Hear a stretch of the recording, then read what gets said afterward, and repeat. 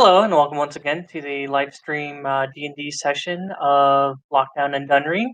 I am your DM Hesper, and tonight we're joined by Cados.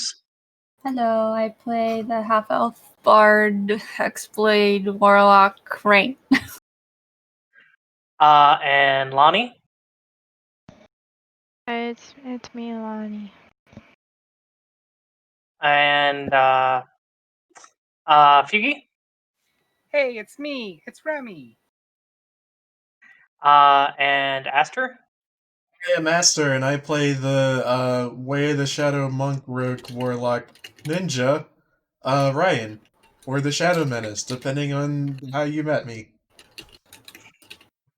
And we also have, I believe, Khaleesi's here, or she's at least listening in, one of the two.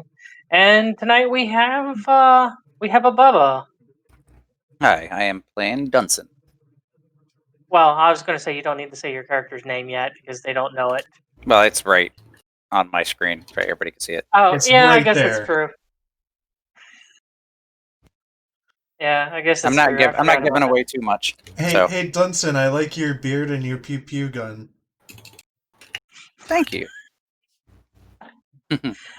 Anywho, last time we left off, the group, after figuring out some information from the leisure that they took, found out that, hey, if we wouldn't have been interrupted, we would have been fine. We would have known this a lot earlier, and we wouldn't have had to sit around in a guardhouse for like 2 hours. So let's go. Let's go alleviate our stress by going clothes shopping. As you guys headed out, you guys managed to make your way down to the or over to the market district, where you guys talked to or found the you managed to find the Hearthfire Designs, which seems to be ran by a very unusual, a very not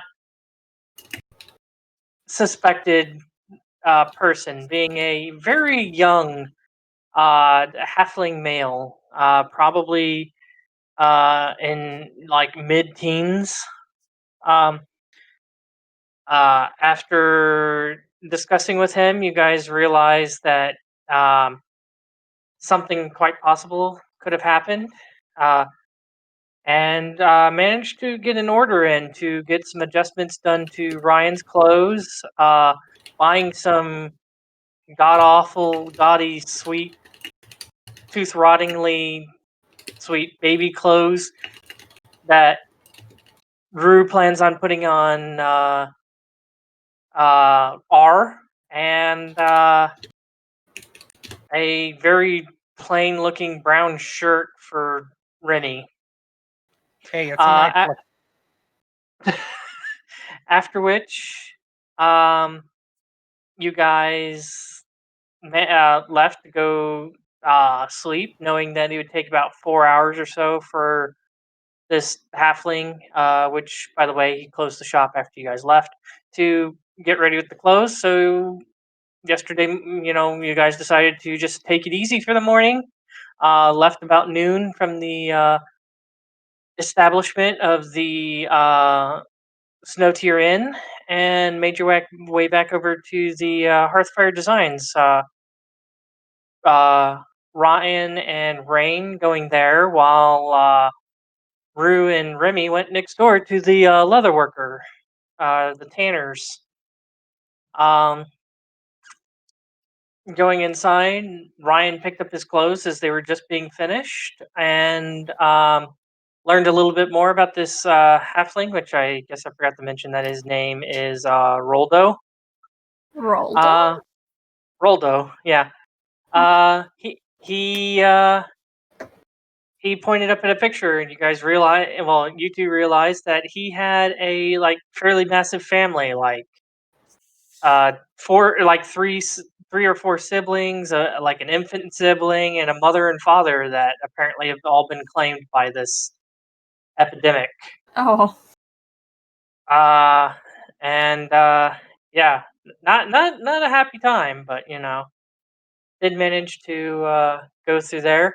Afterwards, you guys managed to go next door, and uh, meanwhile, next door at the leatherworkers, Cados, not Cados, Roux and Remy were being helped by. Uh, Apparently, he doesn't know why he's called this, but I guess he must have forgotten his name in his old age. But Old Man Phil. Do you mean Raine and no, you're right, Roux and Remy because they were together. Yeah. Yeah, and yeah, Roux managed to, after some very confusing, hard of hearing, managed to eventually buy a mink-lined fur cloak that was very soft, and Remy picked up 4 pairs of heavy leather gloves to take care of the spiders, which you guys did find some information about the spiders from Roldo, since he's actually been to the, I guess, spider farm a few times. And yeah, Ryan contemplating about murdering Old Man Phil, but outside of that, nothing much. As you guys find yourselves out in the street, Rue twirling around in her mink fur-lined cloak. You guys, like I said, find yourselves out in the streets of Dunreen. Looking around, you notice that because the night before the wind, it managed to knock quite a bit of the snow off. So, go ahead and get that going. There we go. So you notice some of the buildings and stuff. You can read the signs better. Like, for example, Fizzle Sparks. He realizes Fizzle Sparks' alchemical remedies and inventions. Carvold's is just Carvold's Bakery. And as you guys were leaving the leather worker, you actually realized that the sign, for some odd reason, is on the inside of the building instead of the outside. Very weird, but whatever. With the name Bjorn Ladder. So yeah, as you guys find yourselves in the streets of Dunreen, what would you guys like to do? Or do you need the map rather than the image screen? I vote map. Map. Yeah, this picture Map. served its purpose. It set the mood. Okay, here we go. Map screen. There you guys Ooh. go. Bjorn Ladder.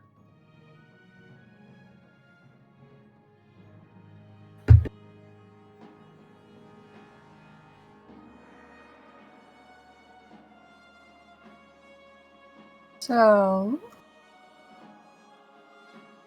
What time of day is it? It probably after that. I don't think it took you guys too terribly long. It might have taken about 30, 45 minutes inside each. I'll say 30 minutes inside each establishment and 30 minutes because you left Snow Tier about 11:30 to make it over there at 12. So it's probably about 12:30. midnight, right? No. Oh. No, They slept Okay. while you Sorry. were Yeah. gone. Yeah. This is a new day. Okay. I was like, wow, you guys are night owls. Got a lot of shit done. Okay. It's like afternoon sometime, right? Like probably around lunchtime. Yeah, you weren't here. They were super fucking lazy. They just and I thought I said this in the Yeah, you recap. did They just mention that. lounged around in the inn for like 4 hours after they woke up. We just fast forwarded through that shit. Sometimes you just need a relaxing morning. Yeah. I mean, Yeah. like, we didn't really have anything that we felt like we could do for like 4 hours between like 8 and 12 a.m. or, like. Not to mention you weren't around because of the whole you lost power tornado, Yeah. Yeah, crazy shit. we're just like, So- let's have a filler episode. And so we did. Yeah, that's basically what happened. Is a lot of Yeah, it was basically 3 hours of filler of them buying clothes. Okay, makes sense. Makes sense. So, Could use another one of those right now, honestly. Let's go shopping again.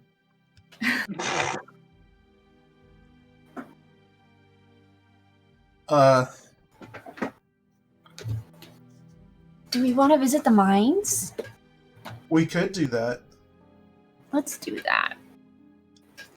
Sounds like a plan. okay. So you guys are gonna go visit the mines? Mm-hmm. Okay. All right. You guys just going, or are you guys on the lookout for certain things? What's going on? Well, that's ominous. Let's be on the lookout. Yeah, hey, Hesper, what am I always on the lookout for? Posters. Yeah, I would like to keep that up. Okay. Perception check.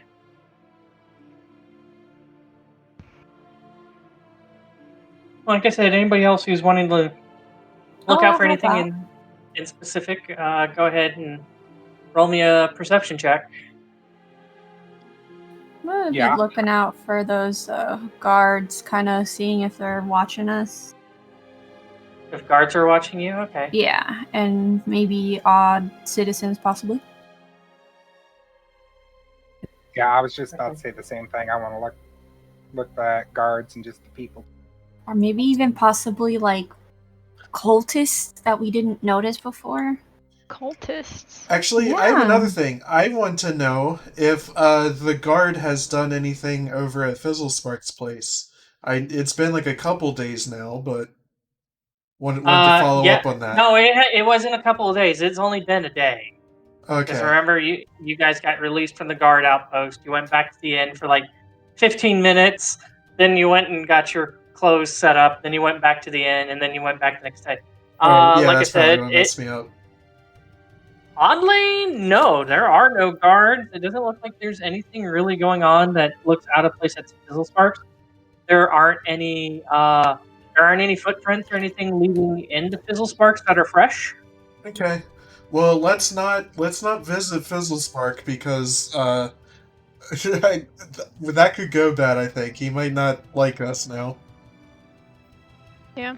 But let's still get his things. So maybe we can earn his favor if we get all the vaccine ingredients. Yeah. Yeah, visiting him now might be a little bit uncomfortable. Mm-hmm. How's this? It's right there. How about we go to the Drunken Donkey Tavern and get a lay of the land at that place, Okay. and then go Okay. to the mines. Okay, yeah, that sounds fair. Okay. All right. Like I said before, the sometime between early morning, or between last night and early morning, the clouds did come back in. It's lightly snowing currently. Let's see here.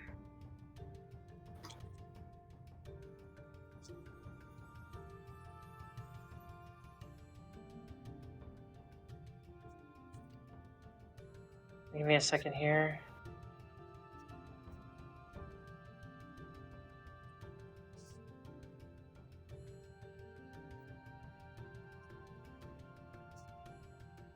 Okay, so let's see here. So you guys are on the move. Let's see here. Remy, we'll start with you, Remy. Like I said, you notice the basic stuff. People are out and about. Nothing catches your eyes or anything like that. It's just another day in this paradise known as hell for you. Taken back by the snow as it kind of is this as the few lights of sun that do manage to peek through every once in a while twinkle off the snow white powder as it refracts through the snow. Taking you by by awe, but other than that, you're Remy. Things are fine in Remy land. He's got a bunch of things. He's got a bunch of new stuff, all in his favorite color, and he's just looking at them with glee. That's possible too. Man, this is a nice ass ground. Does Feugy sound distorted to anyone else? A little bit. A little bit. Okay. Hey Feugy, you're very quiet, and I've already turned you up. Something's going on there. Hesper and Bubba just said I was too loud, and I turned myself. Well, you're normal on my side. I don't know. I think it all just depends on where you're sitting, Feugy. Because if you're sitting far enough back, your microphone might not be picking you up. I'm not moving. You sure? Can anybody else have problems hearing him? Because I hear him just fine now. Yeah, you're Can you talk a little more? All right, how's this? Does this sound good? I'm gonna just increase you. We'll make it work. I got you at double percent. Yeah, I got him at 200%, so I've always kept him there. He's just so soft-spoken. Yeah, I've always had to keep him at 200%. So. Well, is that any better? Yes. Yes. And I have you at 150, so that sounded solid. It is maxed out on my end. Hell yeah, brother. Yeah, now I had to turn you down to 150. So that's good. I got you still at 200 though. We're doing this. This is a Feugy show. Yay. Anywho, right, back to what we were saying. Ryan, you said you're on the outlook for or not posters, for these, it would take you a while to start finding them because you'd actually have to get down into the actual town part of the mining district. Okay. Because whatever ones were around here you've already seen and stuff, you're like, whatever. Let's see here. Raine, you said you were on the outlook for suspicious characters and stuff, correct? Right. Mm-hmm. Okay. I will say that one thing does seem to be kind of suspicious. Seems to be a shorter, stouter, keeping their distance, but seems to be ever since you guys left the marketing district and started making your way. And by the way, are you guys going down the ramp on the far side, or you guys are the ramp on the close side, or are you guys going all the way to the stairs to the north? Stairs. Do the usual human people do in Stairs. this We gotta town. walk off our breakfast. So you're going to go to the stairs? Yeah. Okay, so it takes you, like I said, you notice probably, a figure kind of starting from roughly, you kind of feel like that that something or someone has been following you starting from the marketing district and walking along that long sliver of exposed land above, between the wall and the sheer cliffside that leads down to the mining district. As you look down, you can see the mining district. You can see chimneys and all this, lots of more not as good as what you were used to inside the walls. This is definitely lower quality homes, lots of chimneys. It looks like materials could possibly there might be smelters and stuff that smelt various ores into metals. Which, by the way, there's not really that much smoke bellowing from here. You assume that probably would normally be a lot more smoke if this stuff wasn't going on. But anyways, due to the way that you guys decided to go, it's more blatantly obvious that it seems like that there's this fellow kind of keeping his distance, kind of keeping more to the shadows. As much as the shadows can be. Yeah, as much as there can be. Just kind of, The brighter keeping the their light, the darker your shadow. keeping their distance, keeping a fair distance away from you, but seems to be possibly trailing you. Okay, I'm gonna tell my siblings, hey guys, there's There's someone following us. Some short, stouty person following us in the shadows. What are we gonna do about it? I look at Remy, I'm like, another short person.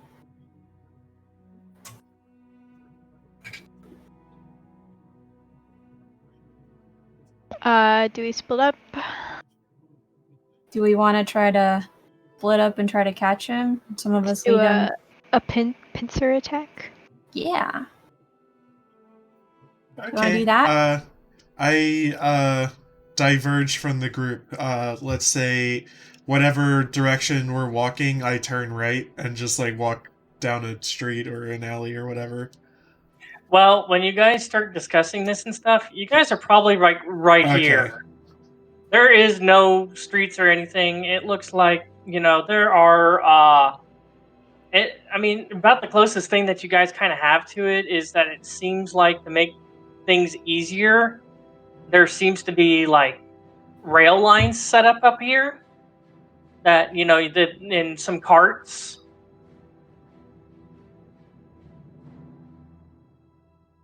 So maybe a couple of us look like we're inspecting the rail lines, and the rest of us keep walking towards the donkey and see if he'll be intercepted. Well, I don't look like an inspector, so I will go to the tavern. Okay. I'm gonna pretend I dropped something on the floor then, and scramble to pick it up, but take my fucking time. And I just say, oh, here, sister. I will help you pick this up that you dropped. Thanks, Remy. Both of you roll me a performance check. I'm assuming, Roux, are you going with Ryan to the inn or to the tavern? Yeah. Yeah, look at that. We have Woo! wonderful performance. One of us does. One of us does. Remy did about as well of a performance as Feugy did. Oh no! It keeps slipping from my fingers. I'm helping picking it up.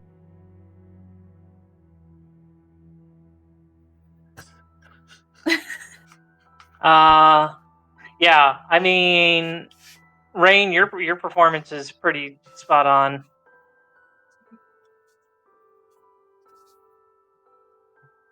So what's this shady character's reaction to our mixed performance? Give me one quick second here. I'm checking something. You better love our performance, Bubba. I can't If wait it for is you. Bubba to roll insight like 50 times on all of us. Watch his insight be like a 2. I'm just enjoying the show right now. I don't know what the hell.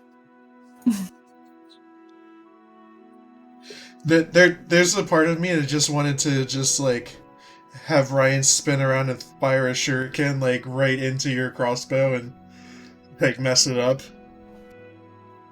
Assuming that's what you got going on there. That's if I think his crossbow might be on his back, though. Yeah. Yeah, it wasn't part of the description, unfortunately.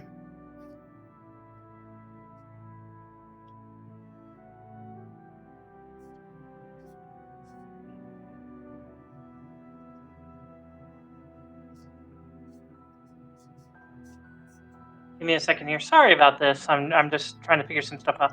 So, you two,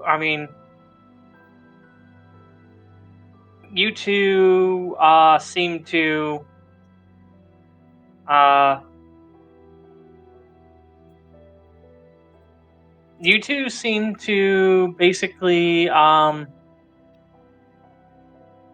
helping.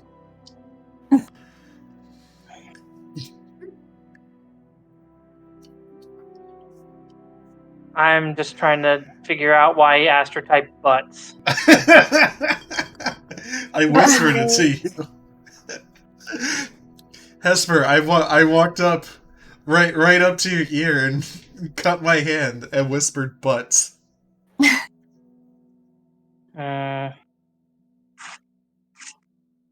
have a pet too? Bubba, you know you put that in like everyone chat and not in a whisper. Yeah. I whispered Yeah, so he didn't have to. Hi, Bubba. Yeah, just ignore that part. None of you guys know that so far, so Okay, we're gonna. Yeah, we don't know what a squeaker is. I'm so It's when you excited. fart and it squeaks. Man, been there. Just sounds like a deflating Blame the balloon. chair? Yeah.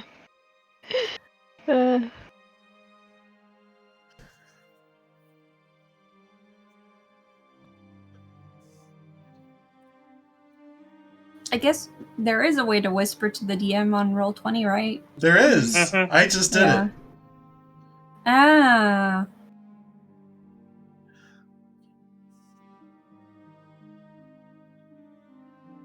So I always whisper in Discord.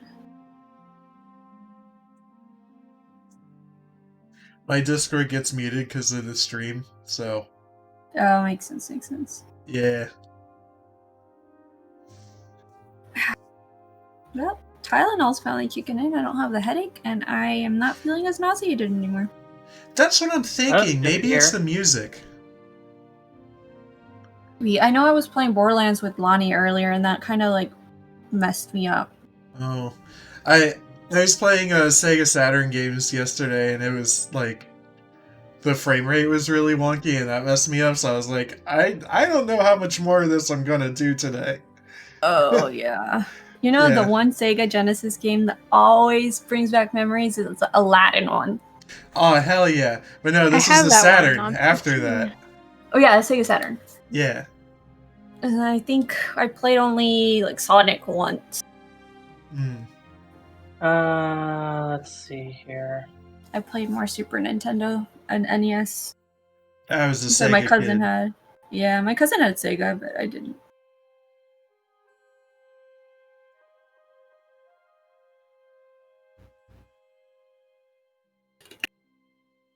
Oh, good news. I was telling Lani I'm switching my internet service provider, so I'll go back to cable.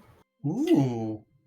Yeah, I'm paying like $143 for like 50 megabytes per second. I was promised fiber optic, and they haven't installed at all in my area, and it's almost been like a year. So I'm going back to Okay. cable. So, you two, like I said, you guys are acting like you dropped something. Like, oh no, I dropped this thing.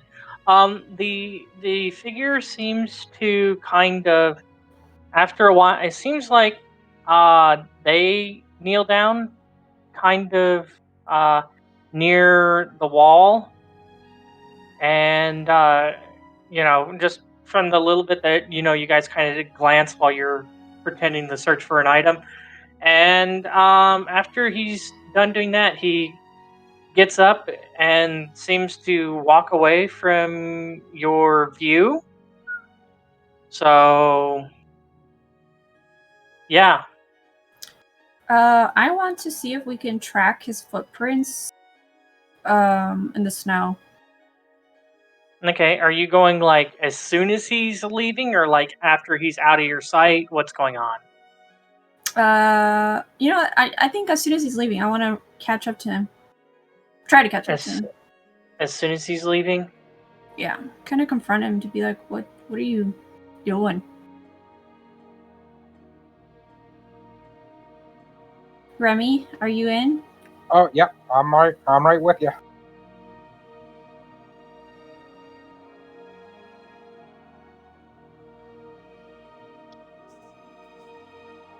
I'm all ready to give him the, hey there, criminal scum! Stop right there! Your City Watch scripts. And the irony is not lost to us that we're also criminals. I'm gonna go grab some water. Okay.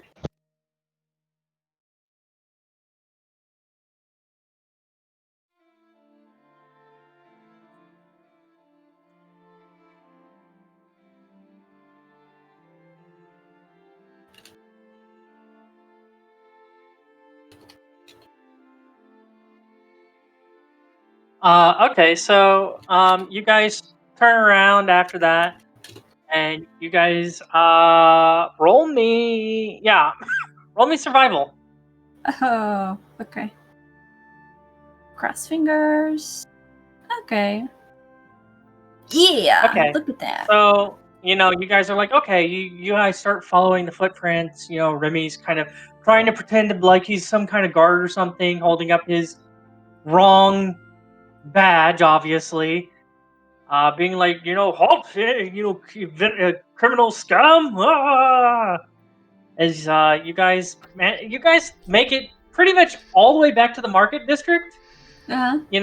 Like I said, very light foot traffic here. Once you guys make it back to the market district, and you guys are kind of like, you guys are like basically back where you guys started, and you're looking around, and you do not see this figure anywhere.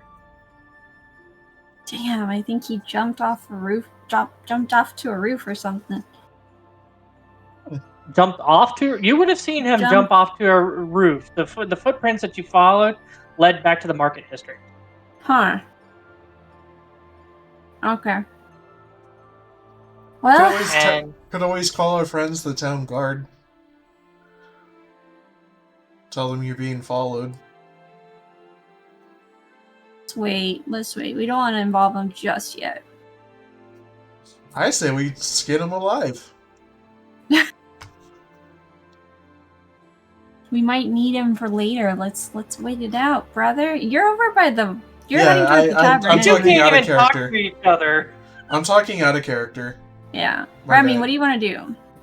So I guess we should just head back and catch up to the others. Yeah. Let them know that we are. Sounds good. While we walk back, I'm gonna keep an eye out, see if we catch him again. Catch sight of him again. Okay. Yeah. I'll go ahead and go with the other two. Because I'll tell you guys right now. Very much. Roll me perception checks, you two. Okay.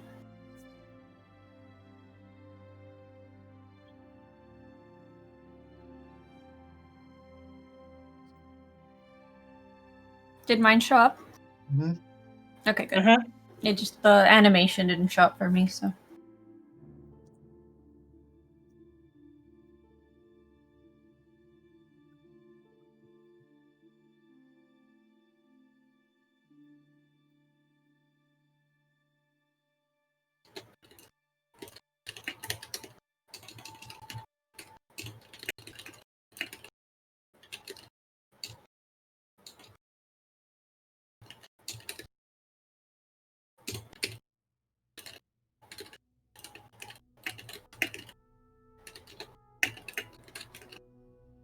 Okay, so as I was saying,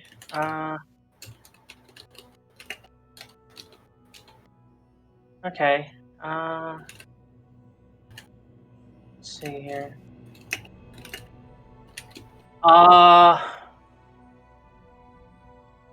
So you guys managed to make your way. You guys are continuing through your okay, well, we'll meet up with our sibling following I guess the same path of going to the stairs and down instead of going down the ramp that's right there. Or are you guys going to go down the ramp? Let's change it up. Okay, so you guys make your way, starting to head down towards the ramp. Let's see here. You guys do notice some movement up on the wall when you're assuming it's just a guard. Okay. Because it's up on the it's up on the on the wall. It's it's kind of high up, so it's kind of hard to see. But we see movement, so we're just gonna dismiss it. Yeah. Okay. I mean, you haven't seen a whole lot of guards walking around on the walls, but you have seen the occasional. So Okay. it's probably, and like I said, the city has lots of dwarves and stuff. It seems to be a smaller figure, so you're like, oh, it's probably a dwarven guard up there. You seriously doubt that there's any way that this splunking fellow could possibly even get up there on the walls. Okay. It just you'd have to be able to get through the little entryways that they have at the gates to be allowed up on the walls, and you have to have keys and shit for that. And Okay. it definitely take a while to pick that shit. Or he would have to have some ability that lets him teleport 60 feet at will. Yeah, if only Well- that guy was around. Right? Yeah, well, that guy can only do that in the dark. Oh, not during daylight. Well, I Yeah. can teleport from shadow to shadow. Yeah, well, it would have to be shadows and stuff, and you have to see where you're going and stuff. And you guys do know that the doors going through these gates are like thick, like wood. There's no slots to see through or anything like that. Yeah, they're thick. Oh man. But anyways, so yeah, That's funny. just assuming that's a guard, you guys make your way down the ramp. As you guys make your way down the ramp and are kind of making your way through the streets, and you guys do notice a very peculiar situation. You notice a mouse all of a sudden, like kind of creep around one of the corners and scurry past you guys. You're like, what the fuck? These Yeah, are those disease mice we have to watch out for? Don't get No, near them. it's very weird. You guys really haven't seen that much wildlife, and it actually seems like it's a fairly well maintained mouse. Oh, okay, so it's not like No, it's not like it's like not falling like apart. patches of furs. No, nothing like that. No, Gonna chew at your ankles. It's like- it's very and like I said, very like skittish. Well As soon as it groomed. notices you guys, it just darts like as close as it can next to the wall, right past you guys. You're like, Huh. the fuck? Well, mouse, whatever. Okay, and you guys make your way over. It's been a while. The Ryan and Roux, since you guys went ahead to the Drunken Donkey Tavern, you guys have been there for a while. As you guys stand out front, looking at it, it has a sign over top. It says Drunken Donkey Tavern, and there's there's a picture of a flagon or stein. Let's go with a stein. Those are cool. The stein with the lids popped on the top and it's frothy on the top with beer coming down the sides. Yeah. No, very, very descriptive. Well, the weird thing that you guys noticed though is that there seems to be placed outside of this tavern, out front, a stuffed mule with a tankard flipped over on its head, and looks like some kind of like fake liquid dripping out of the tankard that is like spilled out of the head tankard and just spilled over the head of this mule. Oh, nice. It's a Gross. really obnoxious gargoyle. Pretty much. And it's just out front, and yeah, you guys have absolutely no idea. Hey, Hesper. I have a question. Will prestidigitation allow me to create the effect of barnacles on this statue? I don't think that. I don't know if prestidigitation would work. If you had Druidcraft, I'd let you. But you Yeah, don't. yeah. I don't think prestidigitation would allow that.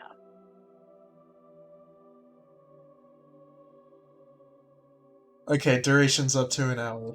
Okay, I also have like silent image and Mm-hmm. yeah, don't worry about it. I just wanted to be petty, for once in my life, Hesper. Okay. Yeah, that's fine. You do notice that a lot of the things around in this area are very soot covered, by the way. The parts that aren't covered by snow, you like ruffle the donkey a little bit and it's like, ugh, it's like fur is like matted with like soot. Makes sense. We're in the mining district. And the sign, like in the lettering and stuff like that, it's very blackened because of that. So, like I said, not the best place in the world to be. You hear inside. It sounds a little bit more. I mean, not as lively as as it probably normally would be, but it sounds livelier, and you can faintly hear from the inside. It sounds like somebody is like playing on, not like a grand piano, but we're talking about those like little saloon pianos. It sounds like somebody's playing one of those inside. I was under the impression that, like, this tavern is the one you go to if you want to have a bar fight. Yeah, probably. Probably very looking from the looks of it. Siren Song probably has seen its fair share of bar fights too. Mm-hmm. Though Drunken Donkey definitely gives more of that, drink till you're to the point and somebody bumps into you, and if you're an angry dwarf, you'll probably smash a fucking bar stool on them and then get into a fight and all that crazy shit. Mm-hmm. Speaking of which, yes, you do see like a pile off to the side that hasn't been picked up yet of like broken wood. If you want to investigate further, you can. I would like to investigate the wood. Winky face. Roll me an investigation check.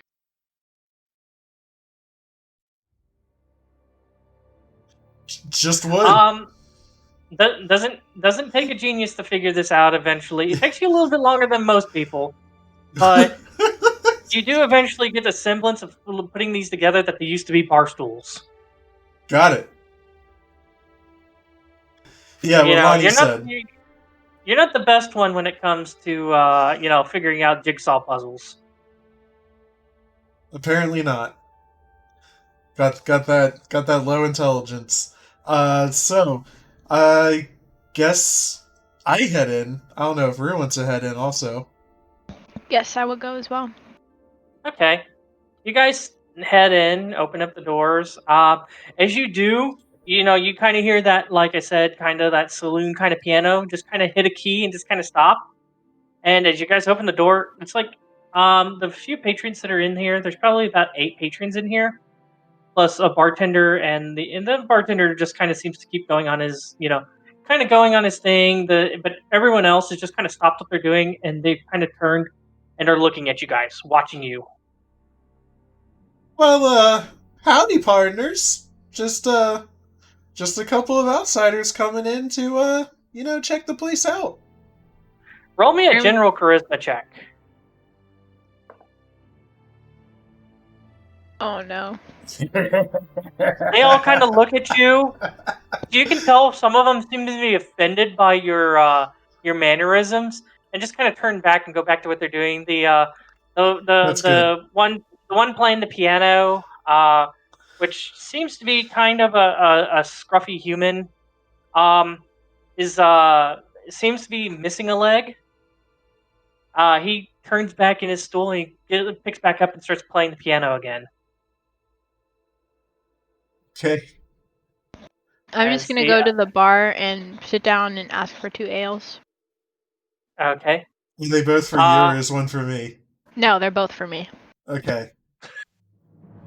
Okay, so you walk up to the bar. The tavern keeper's kind of cleaning the glasses. Looks at you walking up, and he's like, you walk up, and you're like 2 ales, and he looks at you, and he's eyes you up and down. And he goes, let's see here. I haven't seen you around here before. We're new in town. I can kind of tell that by your fancy garb. So I'm guessing. So you want 2 ales just for you, princess, or for your Prince Charming over there too? 2 ales for me. I'm not buying his liquor. Oh, sure you can hold that down there, princess? Is that a challenge? I don't know. What kind of ale are you looking for? Whatever's cheap. Cheap? Whatever the locals will order. Well, I think the locals will order something that's a little bit too strong for you there, princess. I'm pretty sure he'll put you under the table. By the way, I would like to slam a gold coin. You guys notice that you guys are very much out of place in this bar. Oh yeah, I got that feeling. You guys are way too overdressed. Yeah. You see a couple of them that seem to be pointing and snickering at you. Some of them kind of, acting, with each other, kind of like, oh, look at me, I'm so, prim and proper, fancy noble. Look at me and my my scarf. Hell yeah. I would like to slam a gold coin down and just be like, I want your strongest. I'm so ready for this. I mean, don't. I warned you, pretty boy. And he Thanks for the turns compliment. around. He turns around and I wink at him. He's just kind of like, oh god, one of these folk. He turns around and he comes back, and you're expecting a normal tankard. No, this is like a fucking massive, like, you're used to a pint. This is like 2.5 pints. They gave you the whole pitcher. Yeah, it might as well be drink. It's a huge ass fucking flagon. And yeah, you watch him as he sets his glass down. Seems like he he picks up fairly easy. This guy's beefy. He's built. Also seems to be a bit younger than Master Silverbeard that you're used to. Okay. And he places this giant, probably about as big as he is, barrel up on some stands. As he grabs the flagon and hits the puts in the tap, hits the spigot, and you just hear the as the ale fills up, and he sets it down next to you and takes your gold, and he's like, well, if you're wanting the same thing and two of them, I'll need 2 pieces of gold from you, little lady. As he you princess, as he picks up 2 of those big ass fucking flagons. 2 pieces of gold? It's a big ass fucking flagon. Or not a flagon, stein. Alright, I have an image to protect here, so I'll take 2 of those.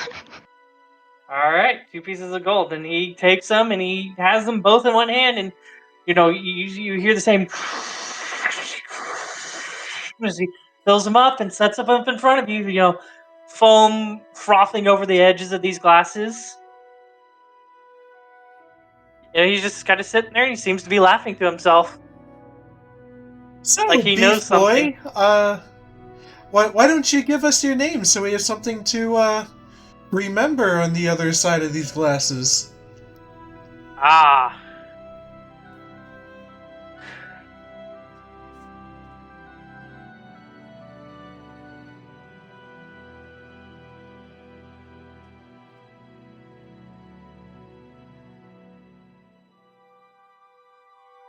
That'd be... me name. That'd be Durn Stonefist. Are his fists made of stone?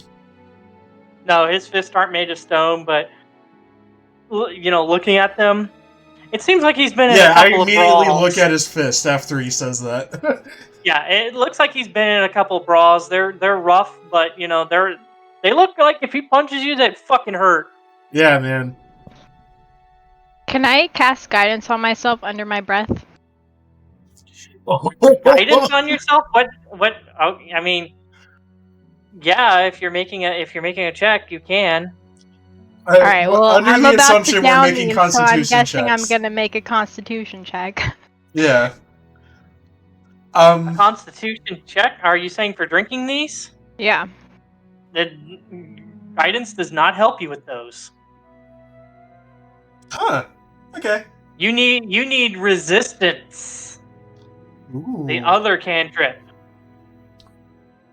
Is it not That- a Constitution check for this, or is it just like It's a a saving throw Constitution at this saving point? throw. Okay. It's a Constitution saving throw.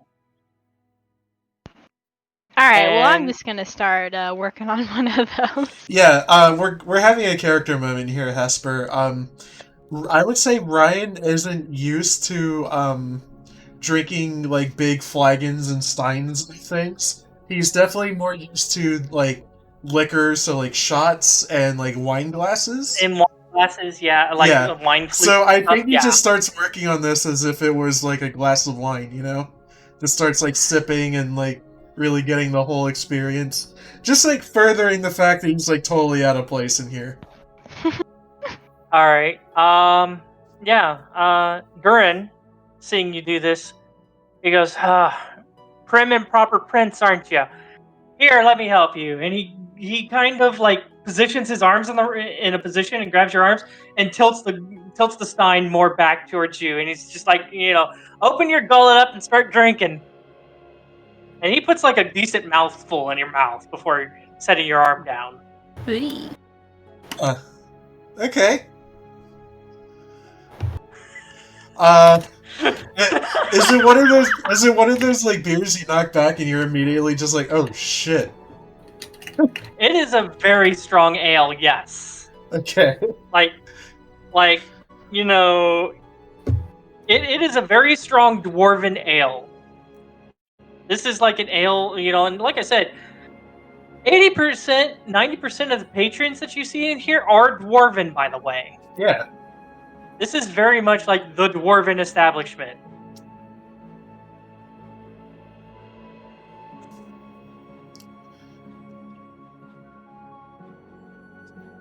Alright, so I think I just pretend that was like some kind of weird shot and I go back to just like, like I'm sniffing it, I'm getting the aroma in my nose and then I'm taking small sips. Like a wine. Yeah, you can smell the hops and barley, all that stuff that they use in the ales. It's quite strong. Like I said, it's like a very dark lager. Okay, yeah. This is the kind of stuff that I like IRL. Yeah.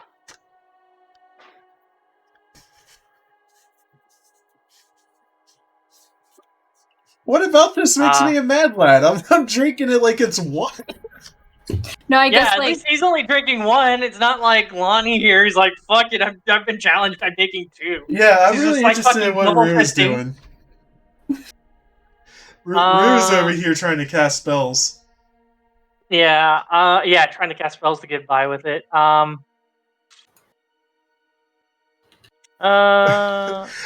like the idea of like Roux just sits down at a table, pulls out a spell book, and just like angrily flipping through it.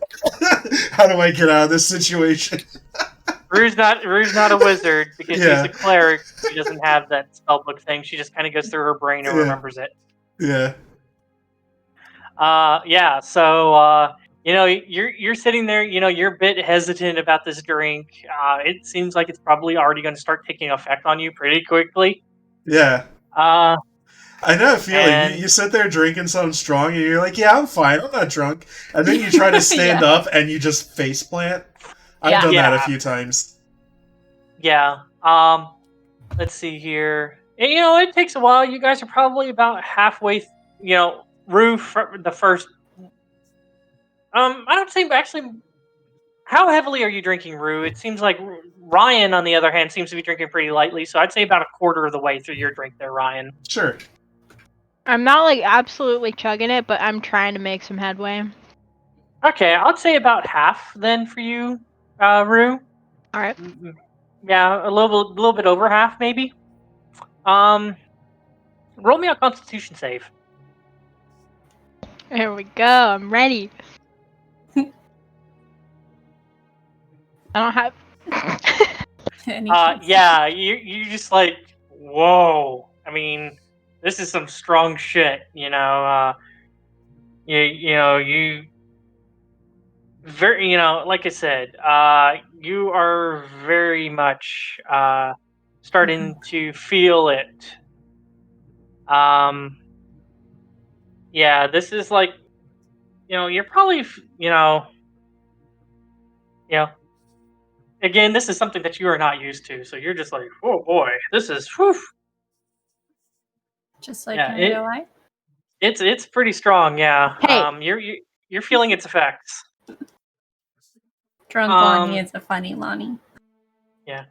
Let's see here. For about the time that you guys get to this point, I would say that Remy and Raine have made their way there. Okay. So we basically enter and see our siblings practically smashed. Hey, I haven't rolled a save yet. Yeah.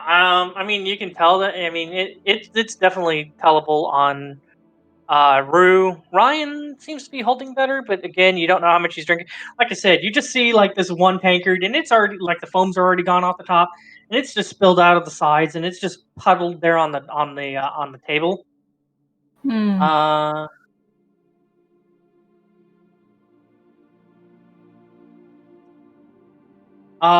And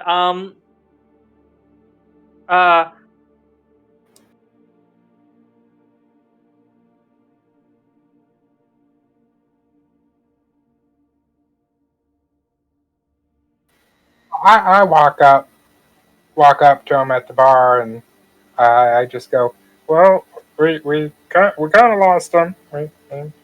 He disappeared. And barkeep, one for me, please. here's a much, you look like a fellow who might be able to hold his own. What you looking for? I've been known to drink one or two when I was a youngin'. I'll just have it. You still look pretty young to me, but anywho. Aw, thanks. Anywho, what are you looking for? I'll have what they're having. All right, he picks up another one of those fucking huge tankards, and he tells you it's a gold piece as he's filling it up. You hear that, fills it up and bubbly at the top as he sits it down, waiting for his gold piece. All right, I hand him a gold piece. All right, and he takes that gold piece from you, and you now have this, this basically 2.5 pints worth of stein, of ale. And I drink it pretty steadily. Pretty steadily. Okay. Anyways, I'm gonna ask the barkeep if he has any mead. Any mead? Okay. He's like, we have some mead. I'll have some mead. I'm guessing that good old dwarven stout there is going to be a bit too much for you. Yeah, I want something a little sweeter. Yeah, I can definitely tell. I definitely know you elf folk. And it's a much smaller, more manageable stein. As he fills it up and sets it down, he tells you that will be 1 silver. Okay, give him the 1 silver. And you know what? I'll pay him 4 silvers for 3 more in advance, just to keep my tab open, kind of thing.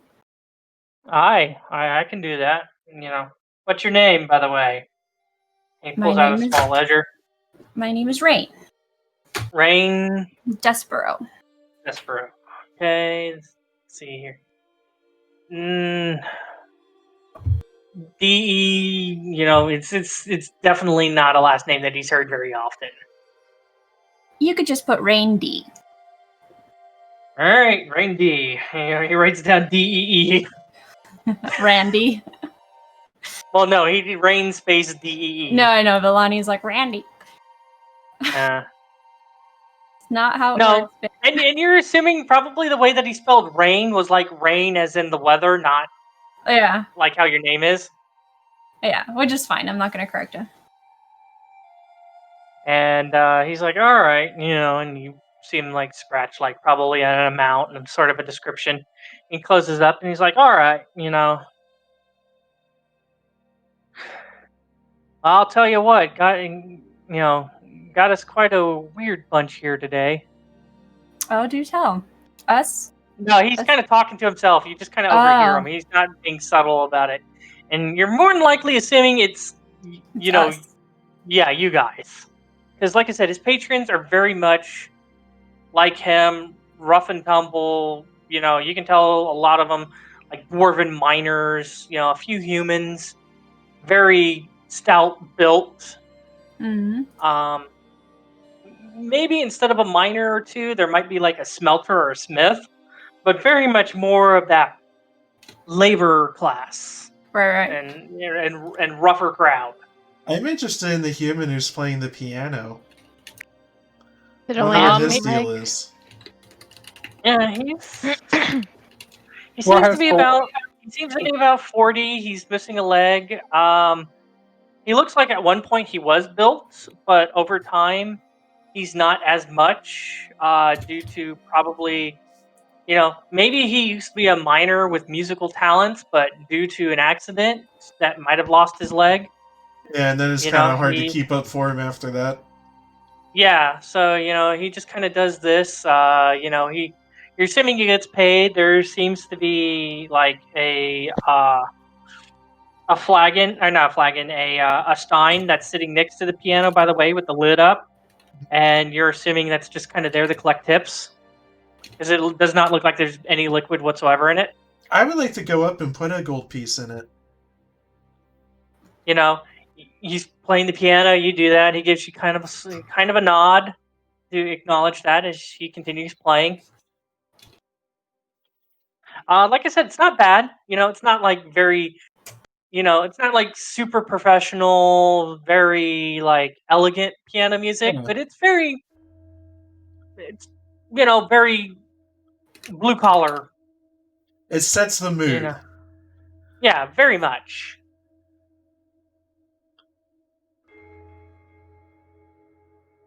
Well, I want to while I'm drinking, I'm keeping an eye on the door. Yeah. See if anybody was. Good idea, Remy. So you're watching the door? Okay. So, as you guys are sitting there drinking, I don't know if there's anything else you guys want to talk about, but I will tell you, other than like a patron leaving and coming in, like very much kind of the same. You're assuming that patron's pretty usual because it's, very much the, the others in the bar or whatever. It's kind of like the, hey kind of thing. And it seems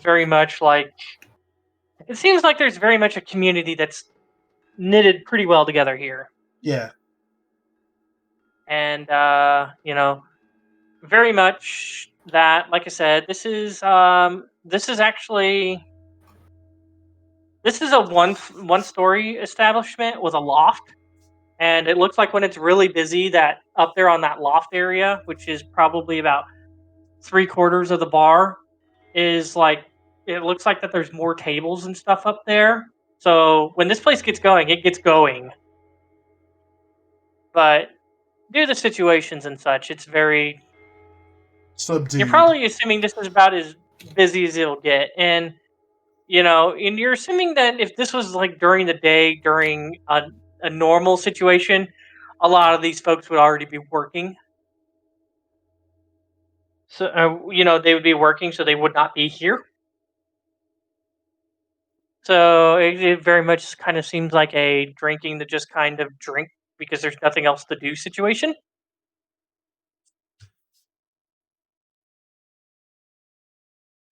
But yeah, like I said,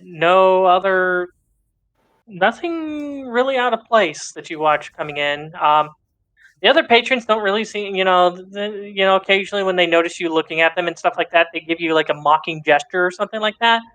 Especially Roux and Ryan. Yeah. A little bit of Raine.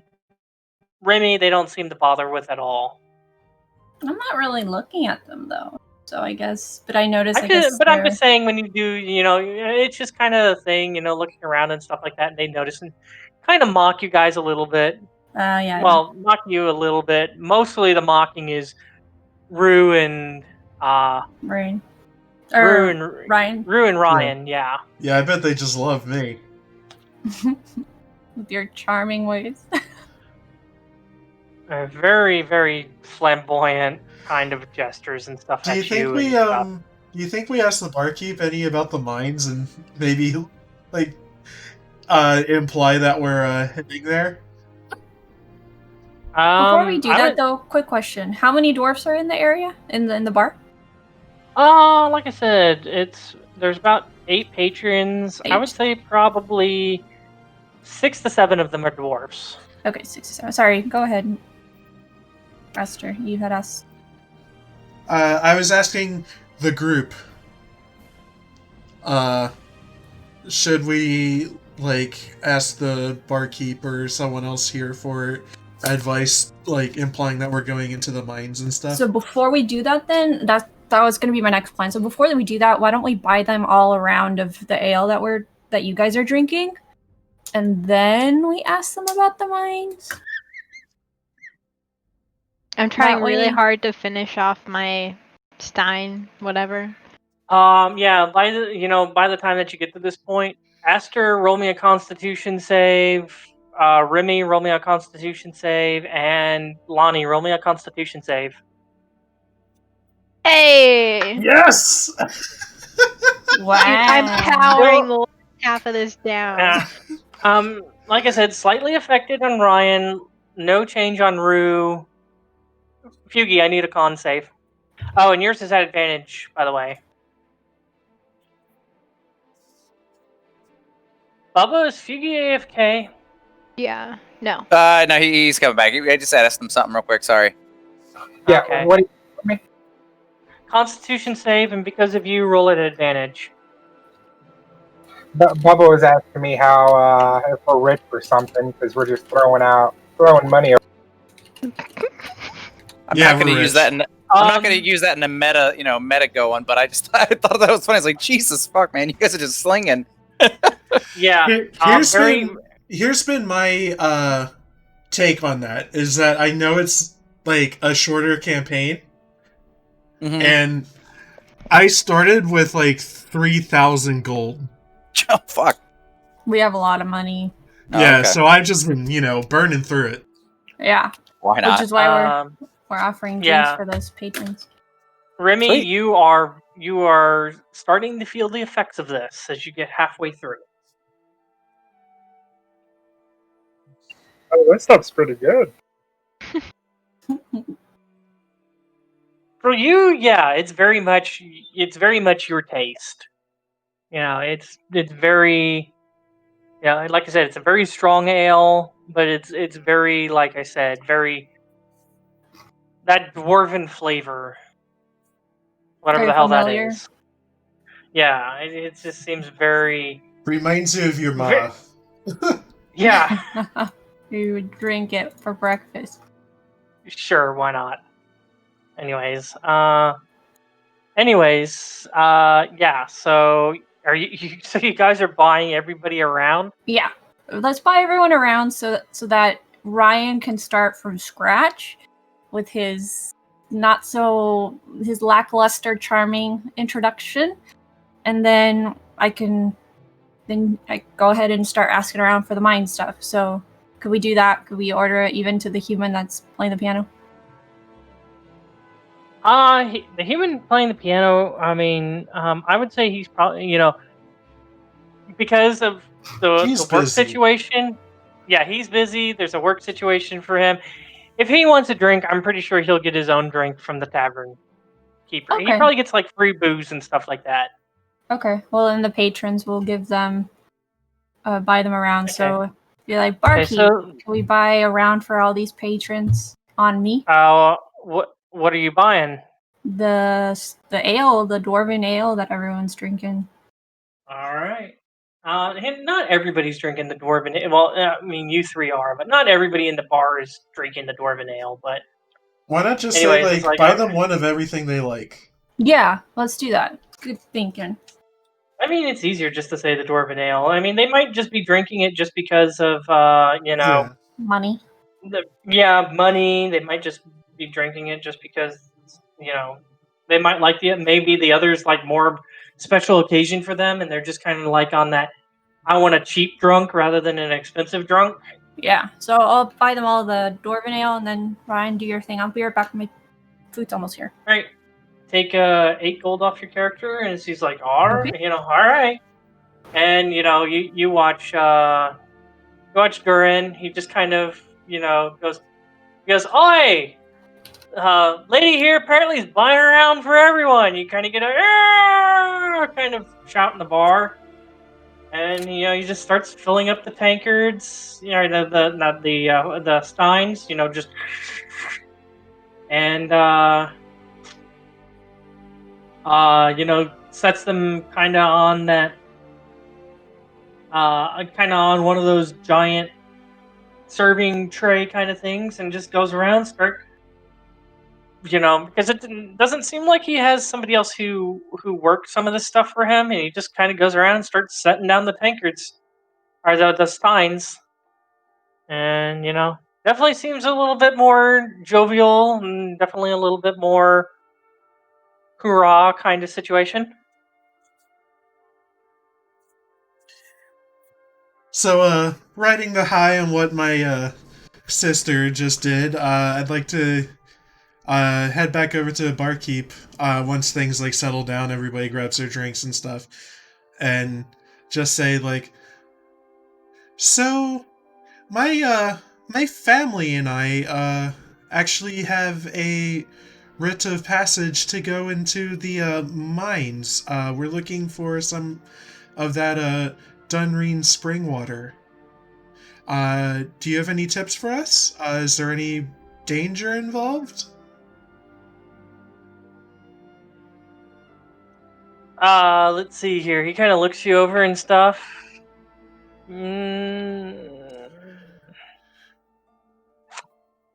Yeah, he kind of looks you over and just like, danger and stuff you're worried about in there, fancy pants? Hi, it's a mine. Not what It'd be I've dangerous for seen. you. I'm not what I've seen. Definitely could fool me. Let's put it that way.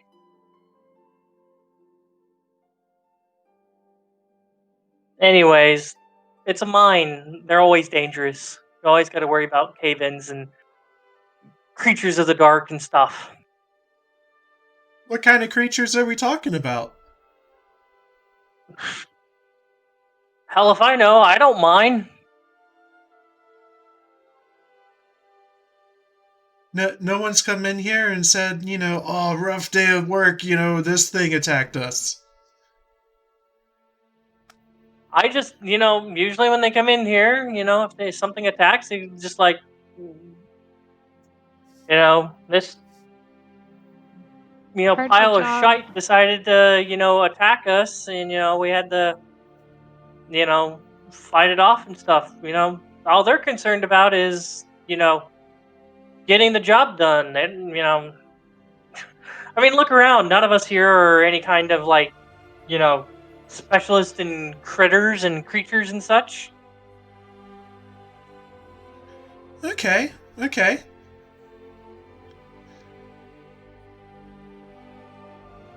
I'd probably the usual suspects, possibly like, I don't know, fucking giant bats, spiders, maybe some kind of weird ass underground goblin. Okay, so yeah, the usual. I just, others have told the us usual shit you'd find underground, yeah. Yeah, the person who gave this to us seemed very concerned about the mine, so I just wanted to make sure there wasn't anything unusual going on in there. No, just the usual stuff, but not necessarily the smartest idea to have somebody in there who's sick, manages to die and somehow ignites a pile of dynamite as they die, and do this shit and blow up the town. I'll keep that in mind. Aye. Probably a good idea. How deep into my beer am I, Hesper? Before you bought the round, you were about halfway done. Remy's halfway done. Roux finished her first one, is working on her second one. About my mead for Raine.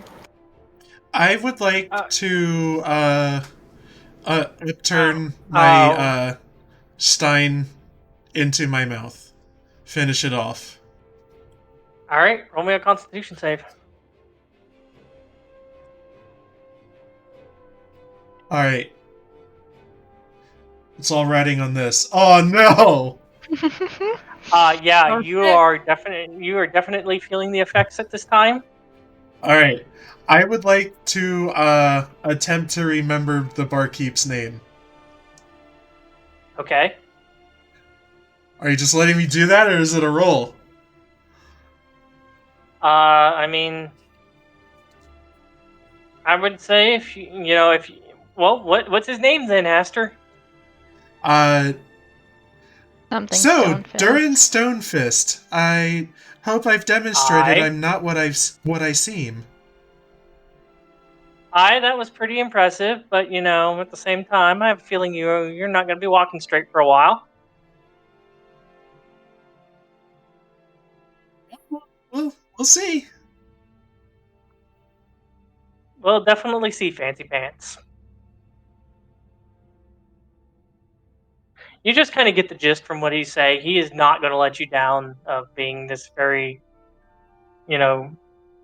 noble-esque, princey kind of, prissy, fancy pants kind of person. You just feel like no matter what, it's just going to kind of just be that thing that sticks with you. Yeah, and that's fine. Like, if I revealed who I am, he would change his tune, but that would go very bad for all of us. Yeah. About how I'm keeping that close to my chest. About how heavy have you been drinking, Raine? I've been pacing myself, but I feel like I probably am almost done with my first drink. Yeah, well, let's say you're done with your first one. Yeah, go ahead and roll me a con save. Okay. I'm doing this with my left hand. My right hand has pizza on it. 1 second. What do you have in your pizza? Pepperoni. Extra pepperoni. Okay. Ew. I'm not a vegetarian, so You know what I really like? I really like turkey pepperoni. So good. Yeah, you're definitely feeling the starting to feel the buzz from this. Lightweight. I am a half elf, so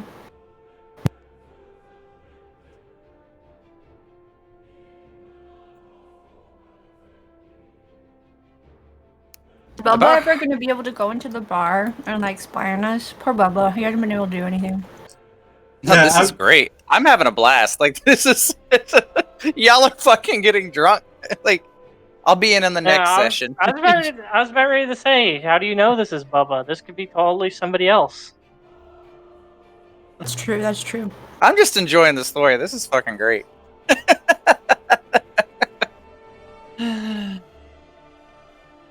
So, can I start my second drink?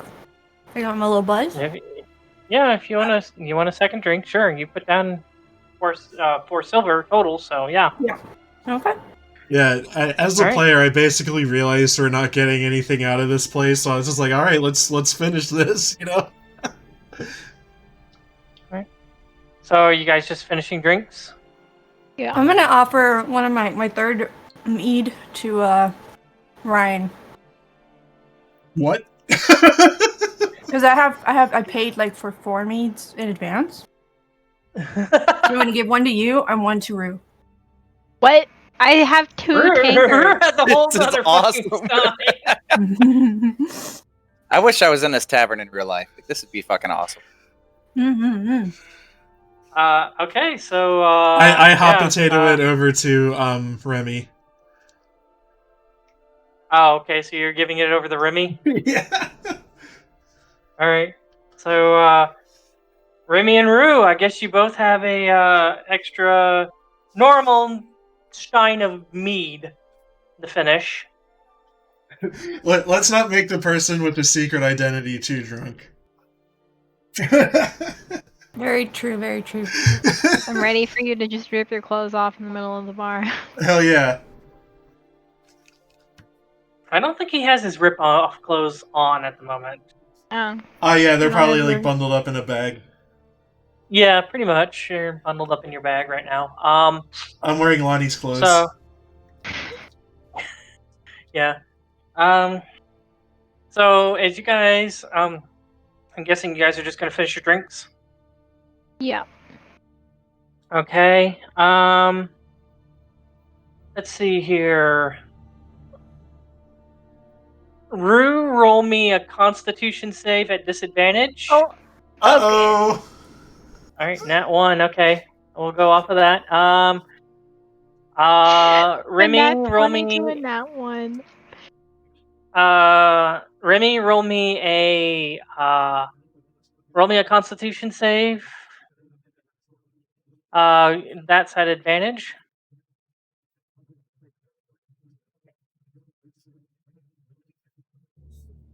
Okay, yeah, you finish it. You finish it off pretty good. You're feeling kind of good, but yeah, you're not like totally wasted. Roll me another Constitution save at advantage, by the way, because if you're gonna drink that other. Oh, I'm not drinking the second one. I'm just gonna pretend I am, and give a lot of woo, and whenever everybody else does, but I don't want to drink. Can I just casually? Oh wait, who does? And this is the stein of mead that Raine gave you. This isn't another dwarven. Yeah, this is beer sweet and lighter. Oh, I know, but I'm a city guard. I know how to have a drink and then pretend to keep drinking, so everybody around me might think I've been drinking more than I have. So yeah, I'm only drinking the one. And maybe take a second one just to like look like I'm drinking it, but no, I'm not really. Just nursing Okay, it. Roux, are you finishing up that second? Yep. That mead that you were giving. Okay, roll me a Constitution save at disadvantage. Again. Yep. There we go. Okay. At least it's not a 1. Okay. So, you finish. You managed to finish these off. Yeah, you are. Give me a quick second here.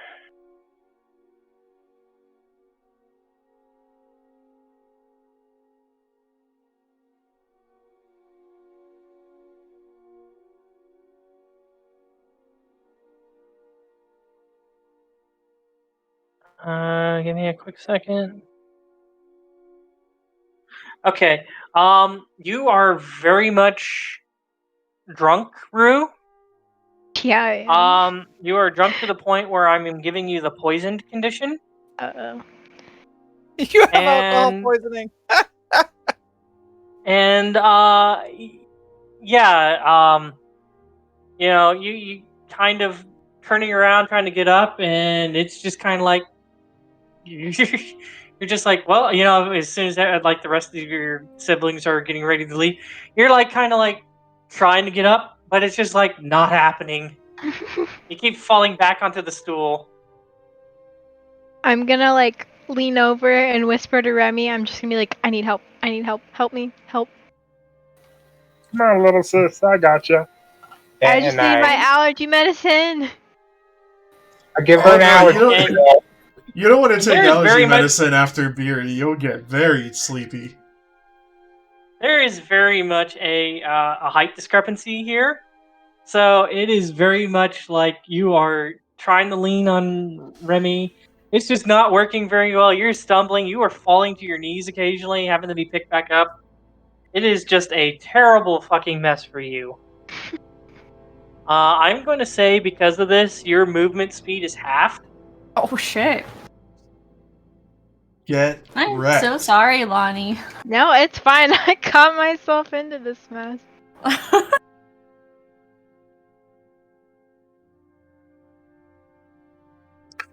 So This yeah, is a just to great let you know. session to come back to. Just to let y'all know. So I love this. So just to let you know everything that's going on, Lani, you have disadvantage on attack rolls, disadvantage on ability checks, and you have half movement. But her poison condition could be removed, right? Magically?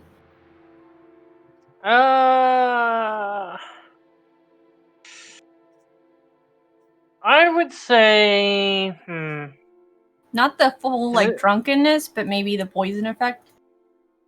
Well, I'm saying just for ease, we're calling it the poison effect, but she's fucking drunk. Okay. And because she kind of did it to herself. I mean, technically, alcohol is a type of poison, but anyways, Yeah. Alcohol not going into that. Too far down that rabbit. I'm gonna say because she did it to herself that no, lesser restoration will not remove these effects. Okay, we're gonna do it the old-fashioned way, Lani. You're gonna have to puke it up. Into the sea. Mm-hmm. Currently, because of the way that the mining district is about a good 80 feet above the sea level. So probably not the best place to have Lani try to go over the edge and try to puke. She'd probably fall off. Into the sea. And die from an 80-foot plunge. Oh dear.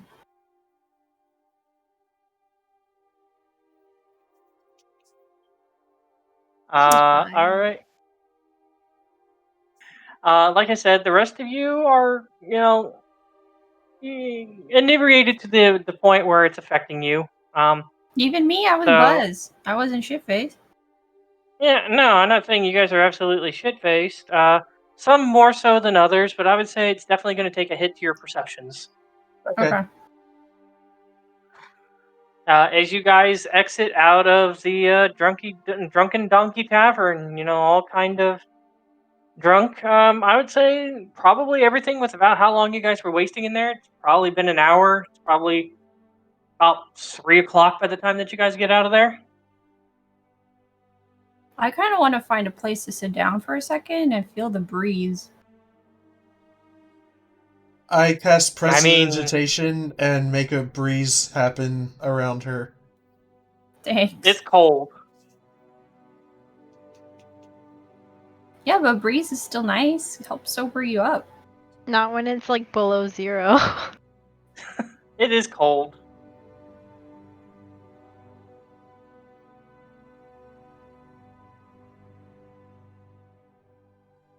I mean, at least we're not. If we're inebriated, we're also probably really warm. So, I mean, at least it happens to me. If I'm like really drunk, I burn up.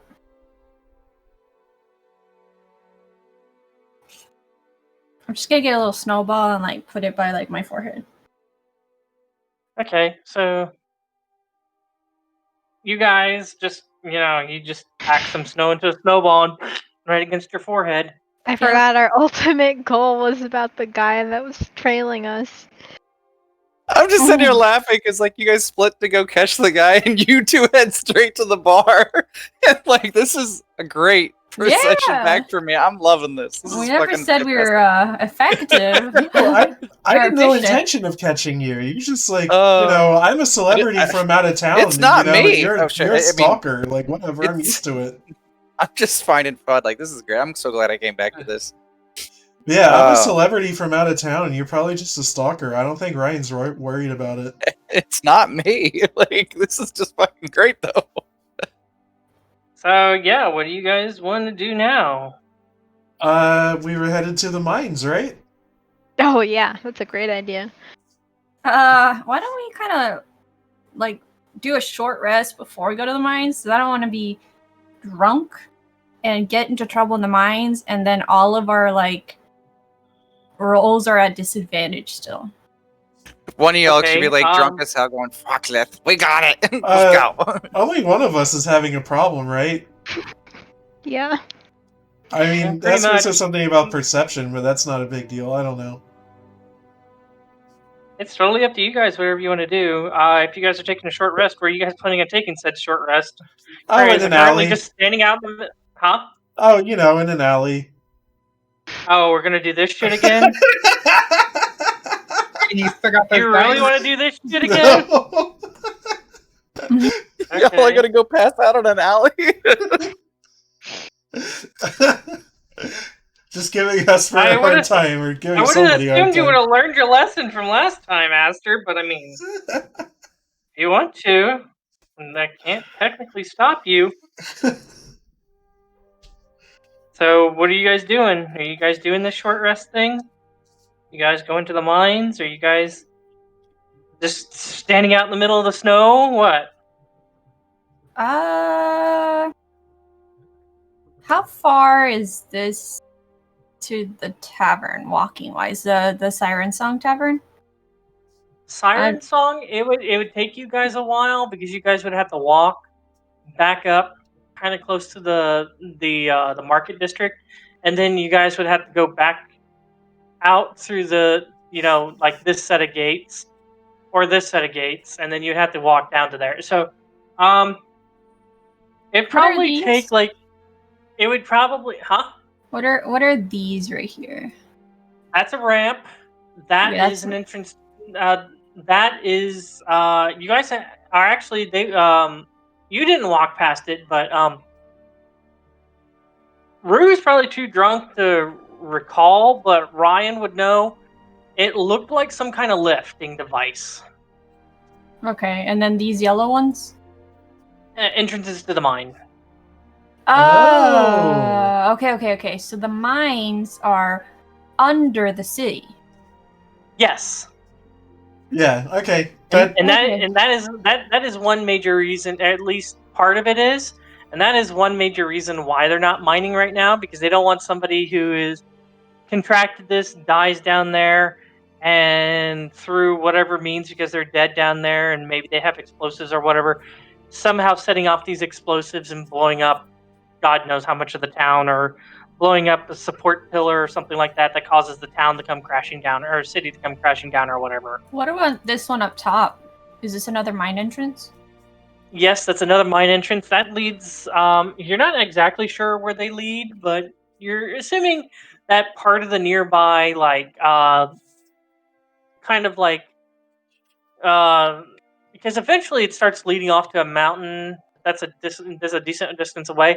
But you're assuming that, the northern part of the city might have other, like, you're assuming kind of around here, maybe along the northern part of the city. You're not sure if it reaches all the way to the east side, but it might reach under where the keep is and stuff like that, where this where the mines run to and stuff. It just all depends. So I missed the part where Ryan was asking about the mines, but do the mines by any chance connect to like actual tunnels that lead into the keep, like a secret passageway? Like, let's say, if they had a, I don't know, leave. The barkeep basically didn't know anything about what's in the mines. Oh. Yeah. Yeah, what first of all, none of that kind of stuff was asked. Second of all, what Aster said. It just kind of seems like that was just kind of third of all, it didn't seem like this was anything that the miners would have brought up anywho. Okay. So, yeah. I was just thinking of ways to like sneak into the keep. But I mean, could we like slowly walk to the entrance to see if that kind of sobers us up a little bit? So, where are you guys going? To like maybe this entrance over here? That would probably take about 45 minutes with Lani's speed, and that would not sober her up. Jesus Christ! How long? Wow. She had 5 pints of the strongest dwarven ale.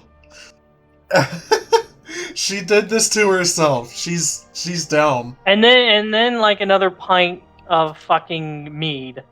I didn't have on top of that. No, she didn't have one. Yes, she did. She said yes. You told me specifically. Sure, I'll drink that. She did. That was she did. Cados. She took it. Oh.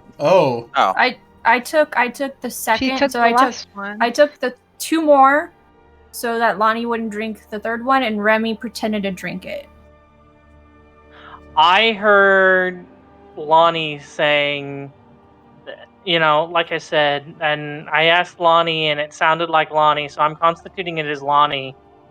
Because, so yeah, I'm sorry that you two sound too close to the same. I even have Bubba saying it sounded like it was, yeah. So I'm sorry, but yeah, Lani essentially had 5 pints of the dwarven ale because Lani didn't say no, I don't drink that.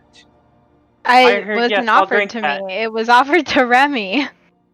It was offered to you, and it was offered because Wait, we're Cados talking about specifically my said second she gives drink? it to you.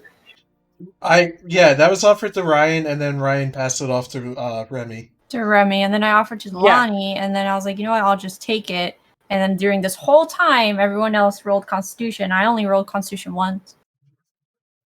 I think I Yeah. had you roll it twice, but I don't Cados remember. said that she drank the last one because no one wanted it. Yeah. Well, but like I that's said, okay. same. You're drunk now. So. I heard the same thing that Bubba did. We both thought it was Lani because I can't constantly be watching who pops up in Discord. That's fine, but if I scroll up, it's like I did 1 Constitution save, Lani did a natural 1, then Remy did a second Constitution save, and then Lani did another one, and that was the last time Yeah, we all did you should have Constitution. technically done another. I must have missed yours. You should have technically done another Constitution save. So just go ahead and roll me that real quick. Oh, okay. But yeah. Roux is very shit faced. You, like I said, you have a good buzz going on. You know, Okay. it's affecting you. You're not to the point like it's the poison condition, but you are affected about as much as Ryan is. Okay. And Roux is just kind of look and just possibly like if she had another drink, it's a good chance it would be pass out black drunk. So during the 40-minute walk, could we per se is there a possibility that she could be puking at one point to kind of purge? Why is this a thing? Because when you have alcohol poisoning, the first thing that you do is make you vomit. We're playing Dungeons and Dragons. I'm just saying, if we want you to be efficient, I'd make you puke. They're saying get your ass in the mines one way or another. I'm fine with going in blackout. It would still technically be in her system. So puking it won't get rid of the effect. Alrighty then. Well, let's keep walking then. That's basically all puking would do. Is would make more room for her to drink more if she wanted to drink more. So where are you guys heading? The mine entrance. Yeah, I'm heading to the mines, Hesper, because I'm not a coward. Okay. So going to the mines. You guys eventually head up to the mine entrance. So stumbling Roux being in tow by Remy.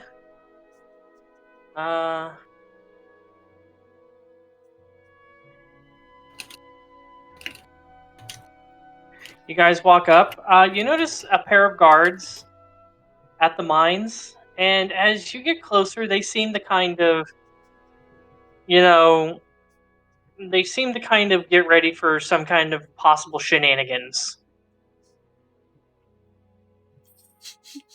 Remy, Remy in one hand has Lani, and in the other hand, he's got to hold up the parchment.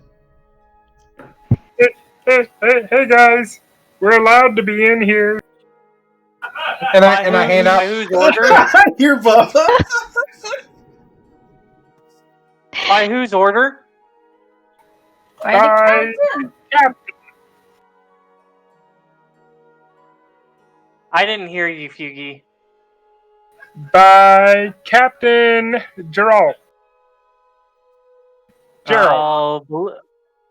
I haven't heard anything about this. Have you? Nope, haven't heard anything about that. Well, it's a good thing I have this piece of paper. Okay. So you're presenting him the rite of passage? Yep. Okay, so you're kind of fumbling around to try to get it as you're kind of trying let me to... help Remy. I'll help Okay. Remy over here. So are you helping him get the rite of passage, or are you helping him stabilize Roux? I'm gonna make Roux like kind of Yeah, give her a let's piggyback try our ride. best to make Roux look Piggyback ride. normal. Okay. Yeah, it's very hard to present that. As you're getting the rite of passage out, the one guard who's kind of stepped up, kind of like waiting for you to present this. The other one kind of looks over and is like, is your friend all right there? They look kind of, We have a method to our madness, and she's got to be in this state to kind of, get in tune with everything. It enhances my spellcasting abilities. Yeah. She's kind of a drunken master, you know? Yeah. I'm a professional drunk. She looks kind of green. You look kind of green. Shh. It's true. It's all right. Take a breath. Yeah, deception check. Yeah. Get him. Remy, you hand over the rite of passage. The one's kind of reading it. The other one's kind of questioning you guys. I don't know. What do you think about that one on being given a piggyback ride? One who's reading the rite of passage just kind of looks over. Yeah, she looks kind of out of it. And considering how dangerous things can be under there if you're not careful with what you do. Why are you rolling a deception check? Because he said deception check earlier. No, I wanted Lani to roll a deception check for. No, you're green. Oh, okay. He's kind of ignoring that. Yeah. Yeah, he's just kind of looking at it, and he just kind of looks over, and it's like, yeah, with all the dangerous things that are in there, last thing that we need is part of the city coming down. Kind of rolls up the rite of passage, hands it back to Remy. Why don't you come back when your friend looks like that they're feeling better?